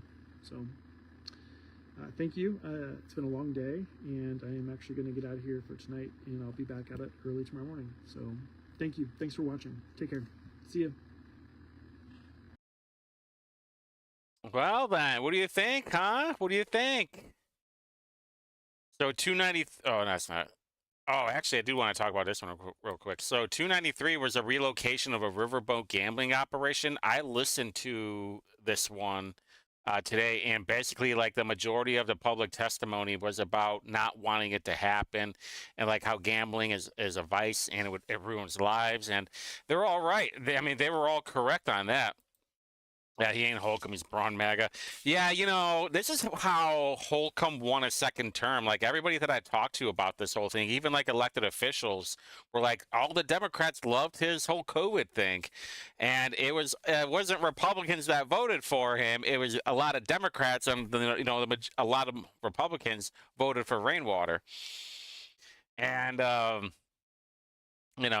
here we are now. And, JD Forkin says, like, I can't believe he didn't bring up Holcomb. It's like, no, why would I bring up my previous person? This is about me today.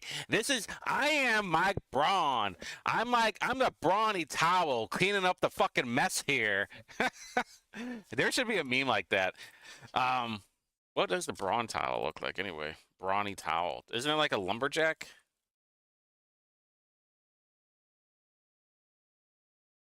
Yeah, it is a lumberjack. That'd be cool. Brawny towel cleaning up the mess. Yeah. Yeah, a lot of crime will happen. And, I'm from Northwest Indiana, so I know what that riverboat is like, especially like in Whiting. I think it's in Whiting. There's a couple of them. And really, like, the riverboat isn't even on a river. It just needs to be on a body of water. So they'll, like, make their own pond, basically. So, yeah. What other bill did he talk about? 458 or some shit. I don't know. Not that it matters, but at least JD Ford. All right, let's do real quick. Let's do one last update of what's going on in the State House. Oh, good job, Avador. You grandkid. Whoa, what the hell just happened here? Whoa, what just happened here? Jeez. Hold on, what happened here? UK police are functionally useless. This is a common tactic of people in vehicles in the UK when being chased by motorcycle cops. Oh boy, I can't wait. Oh, we are in yeah, it's not just crime, it's drugs, it's addiction. And then what? It's like I need to fix my fiend. It's just like everything else, whether it's gambling, whether it's weed, whether it's booze. What's going on here?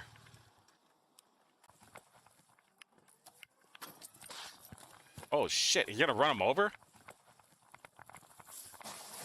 Jeez. Yeah, he backed into his Hey, mate. Looks like you're a little bit in trouble. That was a really small road. Thank you. I'm all right. Yeah, I'm right, fine.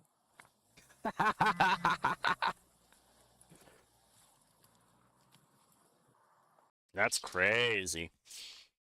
Anyway. All right.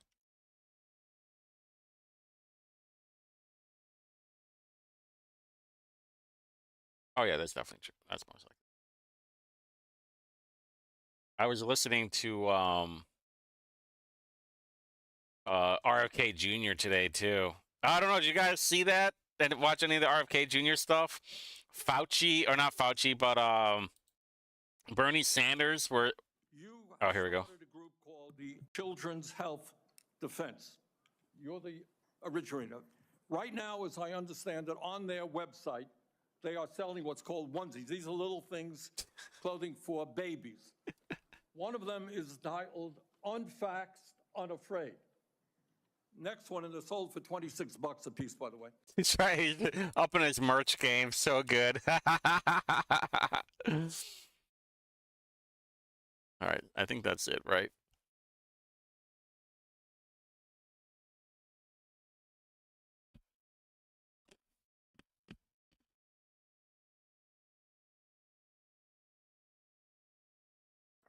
We're good.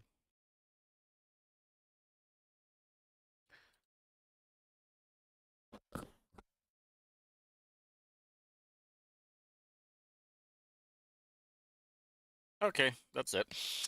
Cool, cool, cool. I gotta figure out how to like tie this to my Facebook. Maybe that's what I need to do. I need to fix my microphone too for John. Bunch of bullshit.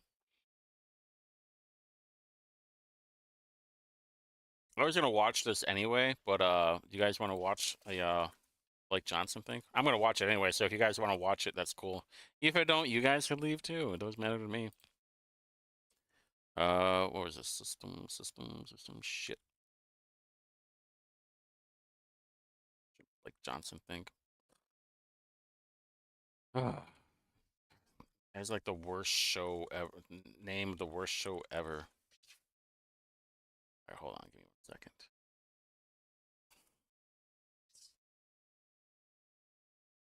Post. Oh, there it is. Okay. For it.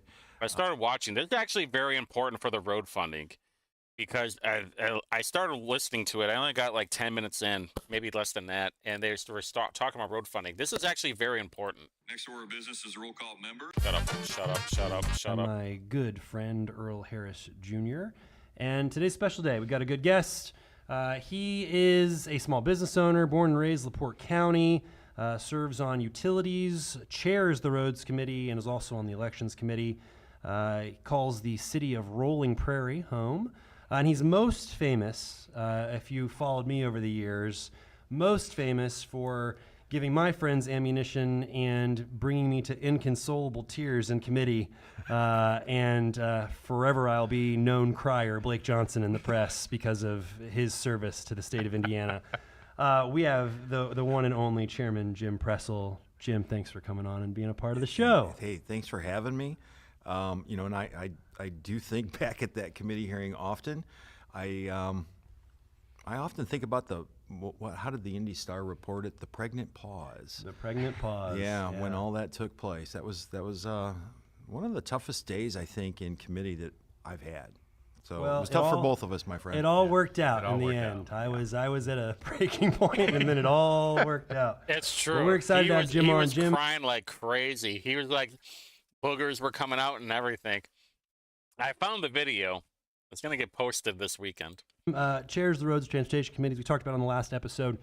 Transportation is going to be a big issue this session. Jim, why don't you kind of just give us a lay of the land on what's happening coming into the legislature this year as it relates to road funding in particular? Well, very important. So road funding, when we came in, Earl and I came in together. We're classmates. So when we came in 2017, we started with probably what's been labeled as the largest tax increase in Indiana, 10 cents per gallon. I had no idea I was going to get to vote on that my first year, but was excited at the same time because, you know, my constituents complain a lot about roads, a lot about infrastructure issues, and it comes down to dollars. And what we did in 2017 really set the stage as a fully funded road funding program. Now, fast forward a little bit, nobody really seen the COVID thing coming on, the pandemic, and then the inflation that followed that. So we're in a new world right now. Prices of things from asphalt to eggs. I mean, it's expensive. So that model is based on gallons sold. And if that's a business model and a revenue stream, and less gallons get sold, but things cost 30 or 40 or 50% more than what they did, you have a revenue stream problem, and you really need to start looking at, you know, how do you replace that revenue? So I usually start off with people are getting better gas mileage, and that's just a fact. And Price- hybrids and electrics. They are. Hybrids and electrics are playing a role in this, right? But it's such a small number. We need to be aware of that. We need to be cognizant of that fact, but it's a small number right now. The big thing is people get better gas mileage. Price of gas is coming down. So if you're selling less gas, regardless if it's an EV or a hybrid or just you're getting better mileage or you're driving less, maybe you're staying home for work, right? We don't have the revenue to do what we need to do with road funding. So that really gets us to our problem. And when we look at kind of projections. I do want to pause this for a second because it's important. Indiana Capital Chronicle actually had a story about it, and they showed the link for it. If you're at the beginning of the show, you probably already saw this, but he has a point of like the amount of money that they collect. They call it revenue, all right? And the only revenue in there, it's tax money is what it is. And so the tax money that they get, whether it's from fees, fines, registration, so you like EV registration fees, hybrid registration fees, which actually this is a good teller of how many people are buying hybrids and how many people are buying EVs. And he said it's such a small number compared because you are taking in $1.7 billion from INDOT, from an INDOT source, compared to $245 million from EVs. That's the community crossings revenue. Hold on, this is 245, 468, 70. Okay, that is right. Okay, cool. So he's saying it's like only 3.5% basically is from EV stuff. That's why he's saying that compared to how much $1.7 billion from people way smarter than I am. And they us. Can, Yeah, they, way smarter than us. they can, I'm okay with that. Yeah. Oh, yeah. Look into the future Definitely and screwed go, us. by 2030, you're going to have a shortfall on the state side of road funding of about $1.2, $1.3 billion. That's a real number. So we're already seeing that. So did you hear that? By 2030, we're going to have a shortfall of $1.3 billion. Because, we need all this money so we can do all these projects. So I believe that 2030 number, that cliff that you'll hear me refer to quite often probably this session, is it's getting to us faster than what even the people way smarter than all three of us, I think we've agreed to that, are projecting. So there's the local component too. So we're only talking about the state at 1.2 billion short, and what we have really figured out through LTAP, and again, people way smarter than me, doing projections, the local need is almost double what the state need is. Yeah. So that's what we're going to be focused on is figuring out how do we not hit that cliff. And I think we got to ask ourselves, first and foremost, what is the expectation of the infrastructure that we drive on, the infrastructure below the infrastructure that we drive on? What is our expectation? Because if our expectation is, I love potholes, then we don't have a problem. If you love paying for car repair, yeah, you really don't have exactly. Or if our expectation is tort reform, though, if we're going to do that. I love tort reform.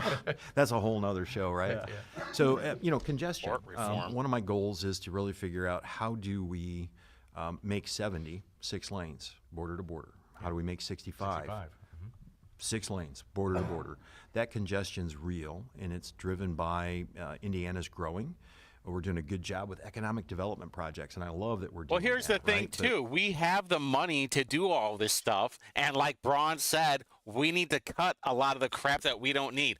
And Braun talking about IEDC, and it's like, we're just going to change of how they do it. It's like, okay, that's not exactly what we wanted, though. It's like we need, we need to help pay for these billionaires to have their construction projects. Like, no, actually, they have plenty of money. But with that comes more people on the road. So that's the goal.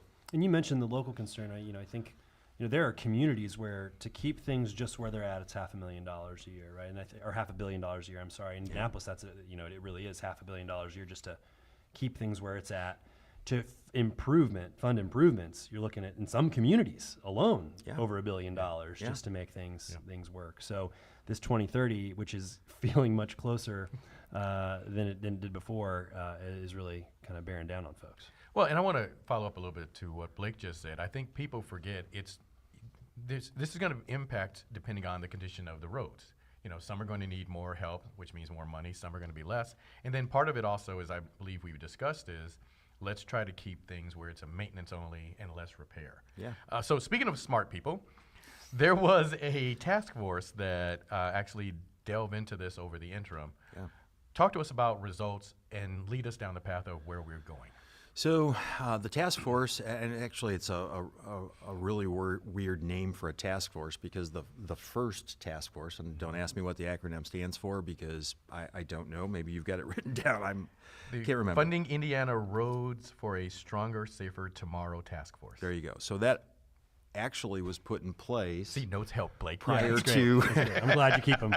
Prior to the 2017 bill that we voted on. Yeah. So the Senate decided we should bring back the first task force for the second time. So it's kind of like the second task force, or the second first task force. Yeah.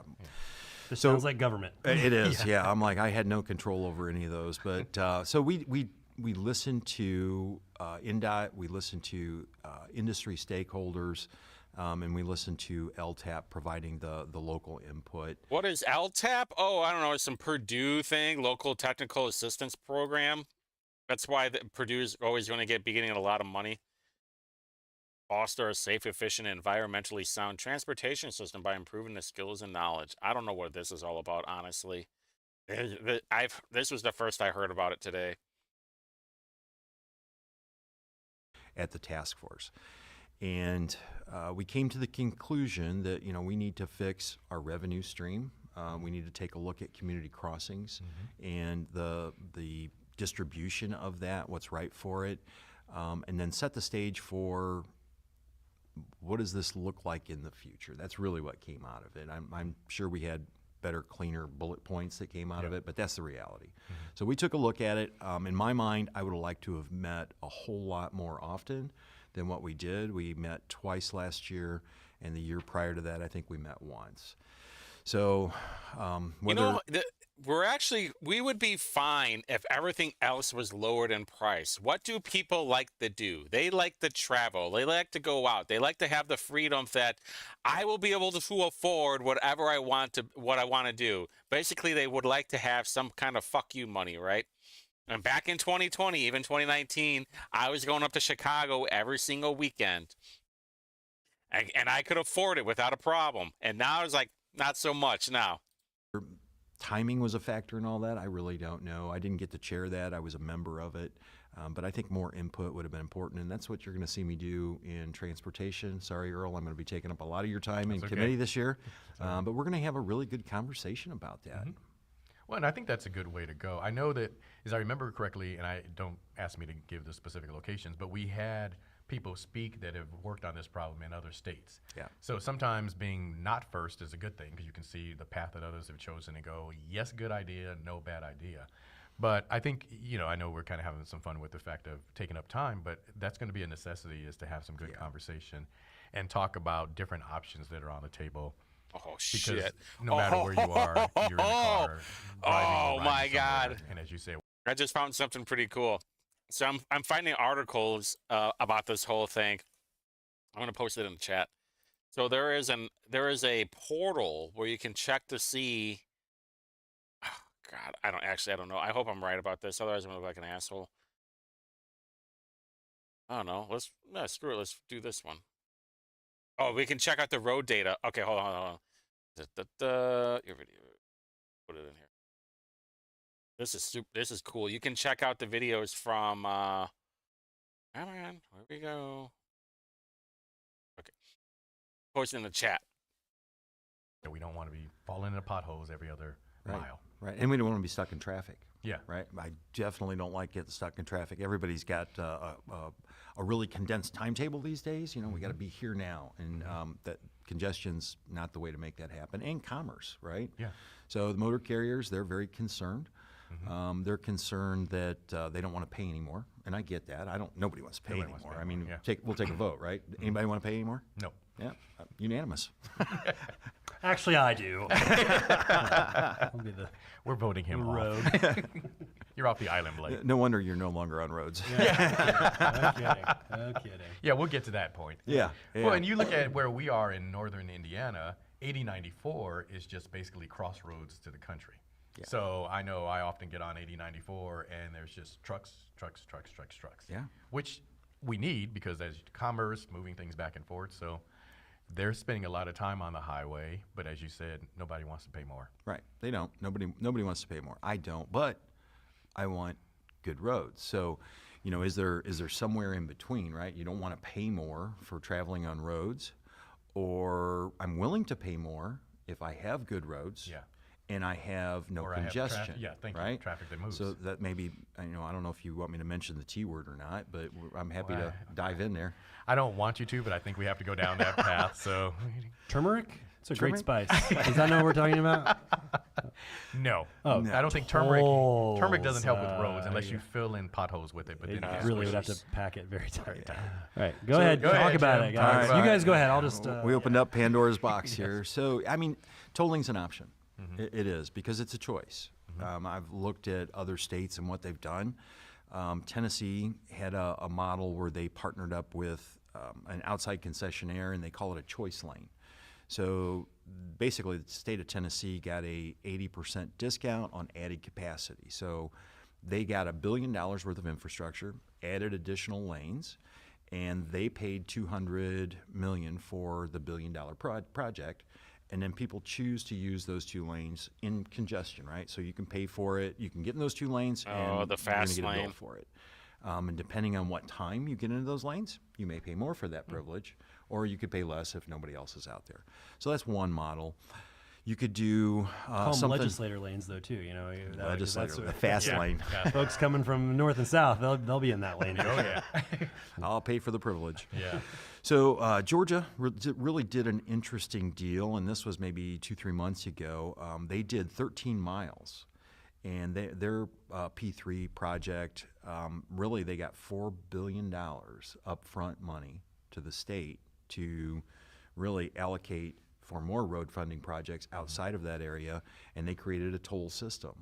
And they got $4 billion worth of infrastructure improvement. So, that's an interesting model. That is really what this is going to turn into, is that we're going to have to pay tolls everywhere like they do in South Bend and the port area. All right, somebody else pays for the infrastructure. You still own it, and they're going to pay you $4 billion upfront money.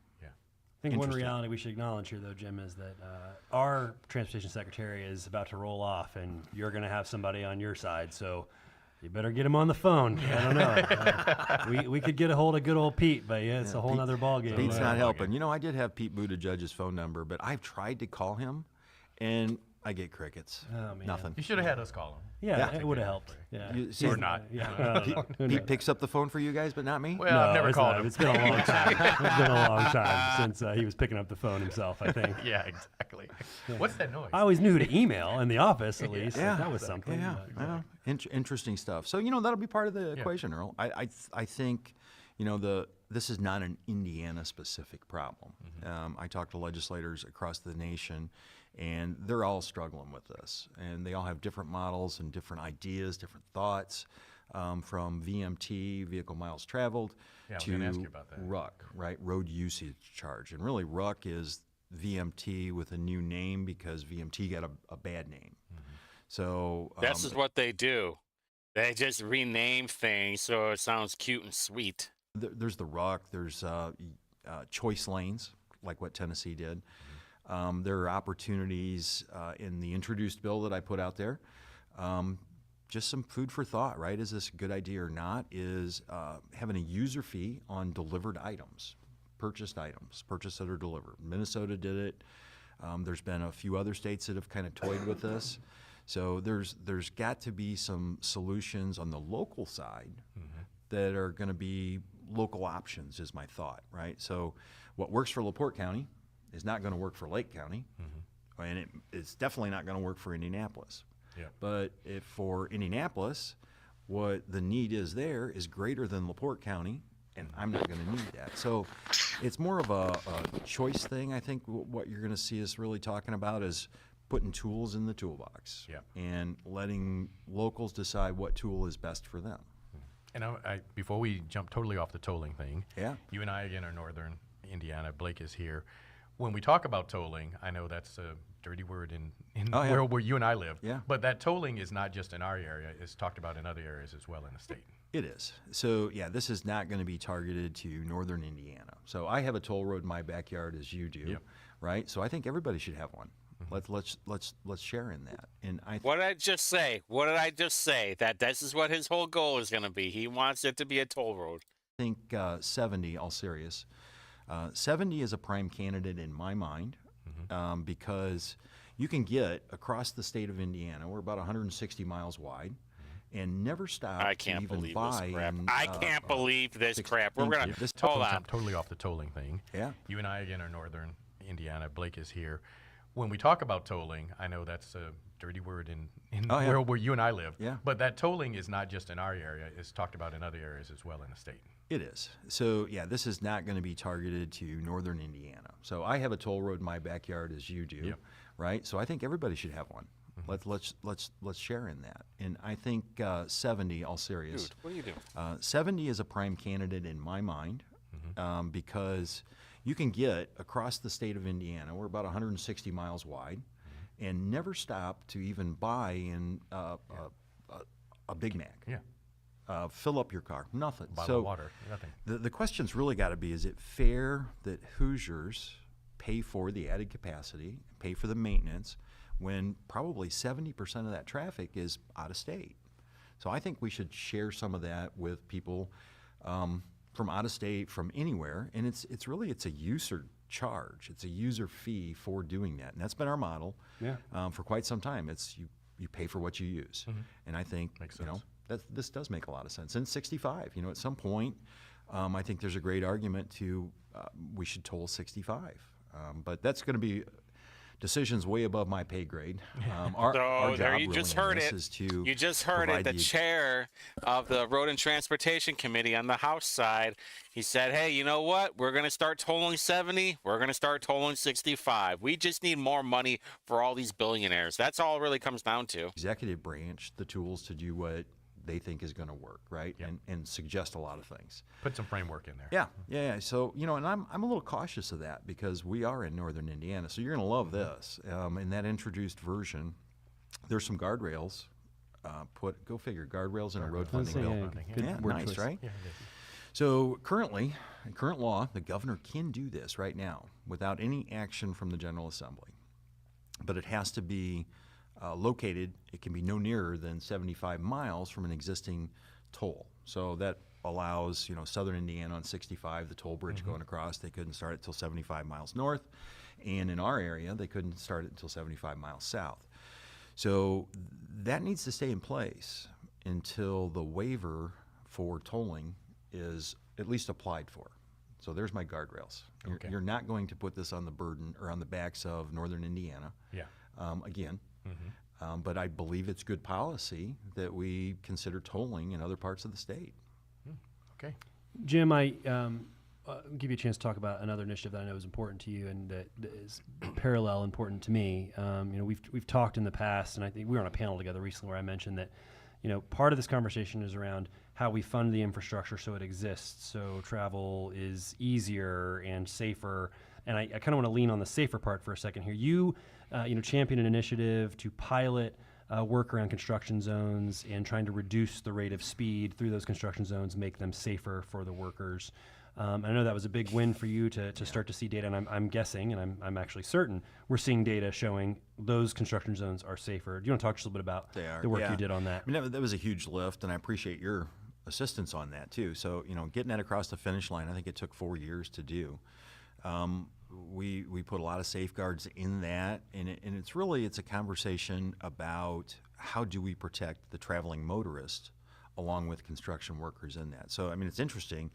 Everybody thought that was really about protecting the construction worker only. But the reality is more accidents and more injuries and more fatalities were on the traveling motorist side. Yeah.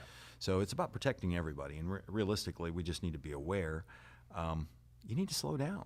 There are times you need to slow down, and I'm guilty as everybody else when I'm driving down the road. I'm probably driving more than the speed limit, right? But you just need to pause a minute in those construction zones and take an extra 30 seconds, because an extra 30 seconds wasted on my life is a lifetime that somebody is still going to live. Yeah. So it's been a good result. We're dropping speeds in there by an average of 8 miles an hour. I mean, it's been really good. When we were in committee, and I won't get into the exact details of the story, but there was a story told of something that happened and the impact that had on a family that didn't leave a dry eye in the committee. And I think you're right. We're in a vehicle. You're looking at people that are working to make our roads better and safer. They don't have any protection. I mean, even if there's a little protection there of a small wall, it's not going to stop a vehicle that's going too fast. Right. So I'm glad we were able to do some good, and it came out of some tragedy, but as often happens, tragedy, I can't get the word out, leads to some good things. So I'm glad we were able to do that. It does, and that's another one. Blake's was when we did the Indigo thing, that was a very emotional bill, the second half of that in committee, but that's another one, and I think you were in there during that committee too, Blake, and that was very emotionally charged. I won't talk about the member that is very hardcore, that was teared up, and I never thought I would see that, and then when I tried to say something at the end of that committee meeting to that father, that was a very tough moment. I'm getting goosebumps right now just thinking about it. Probably so Hannah after that was Crutchfield. all over, the governor did have a ceremonial bill signing, and I passed that on to that father along with the pen, and said, "This mean a whole lot more to you than it will ever mean to me." Yeah. I want to talk about so first I gotta say it right. We're gonna have a lot of great data out of this that shows how much safer streets can be. Same could be applied to school zones. That Yes. I'll keep fighting for that, and Do you have we'll a keep bill for that? Yeah, I got a bill. There's an app for that. I got a bill. I do want to say, just kind of along the same lines, like I think it's interesting. I was talking to another member of the roads committee, and he said to me when we first came in, he's like, I didn't expect the roads committee to be a place where like there would be like these sort of big emotional moments or really controversial conversations or tough conversations. Like that didn't feel like the committee where that was going to happen. But in the time you've been chair, there have been tons of emotional moments, tons of tough discussions. I mean, we're memorializing individuals on bridges and roads. Did you expect that coming in? Did you have a kind of understanding of just how the kind of range of human experience that exists on the Roads and Transportation Committee? No, I had no idea. I served on roads for 2 years, and during that 2-year time frame, we didn't do a whole lot. We named some roads and some bridges, and we did some minor stuff, right? But I had no idea when I became chairman of that committee that the challenges and the emotion that leads to those challenges would be anything like what it is. I mean, even when we talked about distracted driving and just people that testify and are willing to be so brave as to pour their soul out in front of total strangers and be archived forever is just so commendable and touching, right? But that gets us to good policy. But man, it's been tough in a lot of those issues. I don't know how much time we have left because we haven't been paying attention. We haven't been, but we have. We can just have it on the show. Jacob, how much time we got? Wait, you got any idea? He's taking a nap. We'll just keep. We got 5 more minutes. All right. Okay, I want that in the show. I don't want that edited out. No, This is we'll how it keep that works. in. We need Jacob. Without Jacob, nothing happens. But we have to make sure that the two still members of Roads and Transportation have a conversation with you about why you're no longer on the committee. That's how we'll finish. Let me ask you this first. Okay? How does a guy, all right, James, how does Jim works really well. How does Jim Pressel, home builder, small business owner, Rolling Prairie, Indiana, how you end up in the State House? What was kind of your path getting here? It was tequila and bad judgment. Well, I think that's how Natalie would say she ended up married to me. So I understand that. Yeah. No, I spent a lot of time at the Home Builders Association at my local level, and it really interested me on folks making policy that affected my paycheck as a business owner, my ability to provide for my family, and there was no input at the local level on things they were doing rule-wise that affected me. So I got engaged at the Planning Commission, jumped in there, and then went through the process. I was president of the Indiana Builders Association for a year. And then the representative that was in here previous to me said, hey, I'm going to retire, and you have beat on me for the last 4 years about safe and affordable housing. You understand the process. you're open and willing to negotiate and to find compromise, you would be a great legislator. Would you have any interest in doing this?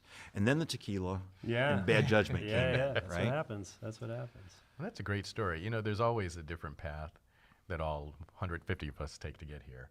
And the ones that I love hearing the most about are like you, as you said. You were like, I was engaged, I was involved, I saw some stuff I wanted to make better. So instead of waiting for anybody else to make it better, I made that decision to jump in. And leverage then your experience and expertise in the area to come and contribute in a meaningful way to it, which I think is another important piece of it. Hence the infrastructure and sewer bills. Yeah, right? there you go. Yeah, there you septic go. bills, sewer bills. Yeah, not sexy, Not but sexy. still No. necessary. But important and They're pretty part of our crappy daily bills. life. So here's what here's what happened. Okay, here's what happened as we wrap this up. I got even busier. I got a new full-time job. Isn't that a rap song? I'm getting busy. Because it is actually, I think. This is a part-time job. The legislature is a part-time job. Right? people forget sometimes, and especially folks that are just like paying attention. I think people think I have people who still think we work in D.C. But Fly on you know, private jets to DC. I took a full-time job as an interim CEO of a nonprofit and had to scale back. I was on 6 committees the last 2 years.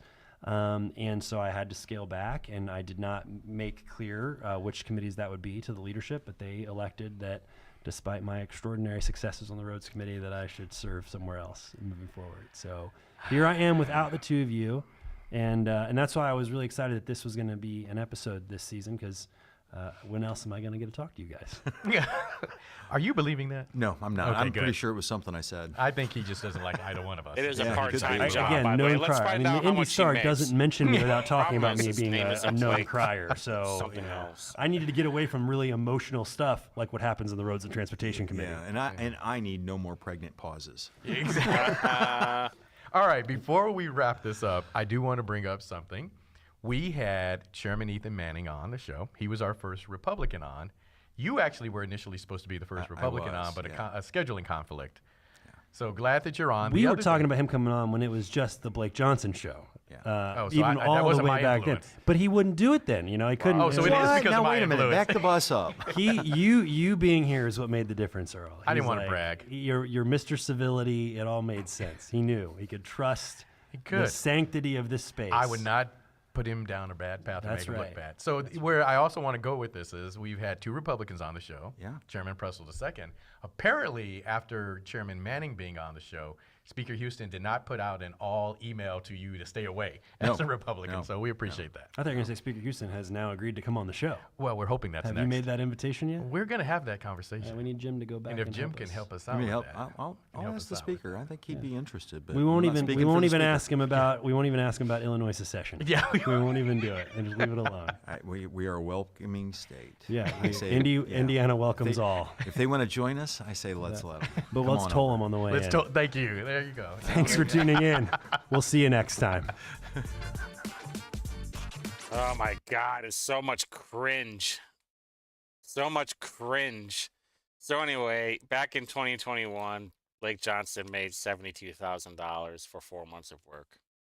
So you guys can cry about, well, you know, it's a part-time job, and it's not really a part-time job. Well, you're still making 72 grand a year. All right, so fucking cry somewhere else. Anyway, though, our old pal Fatty, apparently, where is it? So right before we get out of here, so he posted a bunch of stuff of him marching and in lockstep with these with them. We shall overcome today. Oh boy! All right, well that's enough. That's enough fun for me. That's enough fun for one night. I'm over it. All right, you guys have a good night. I'll talk to you later. Don't forget, no show on Saturday, no show on next Tuesday. So I'll see you next Saturday.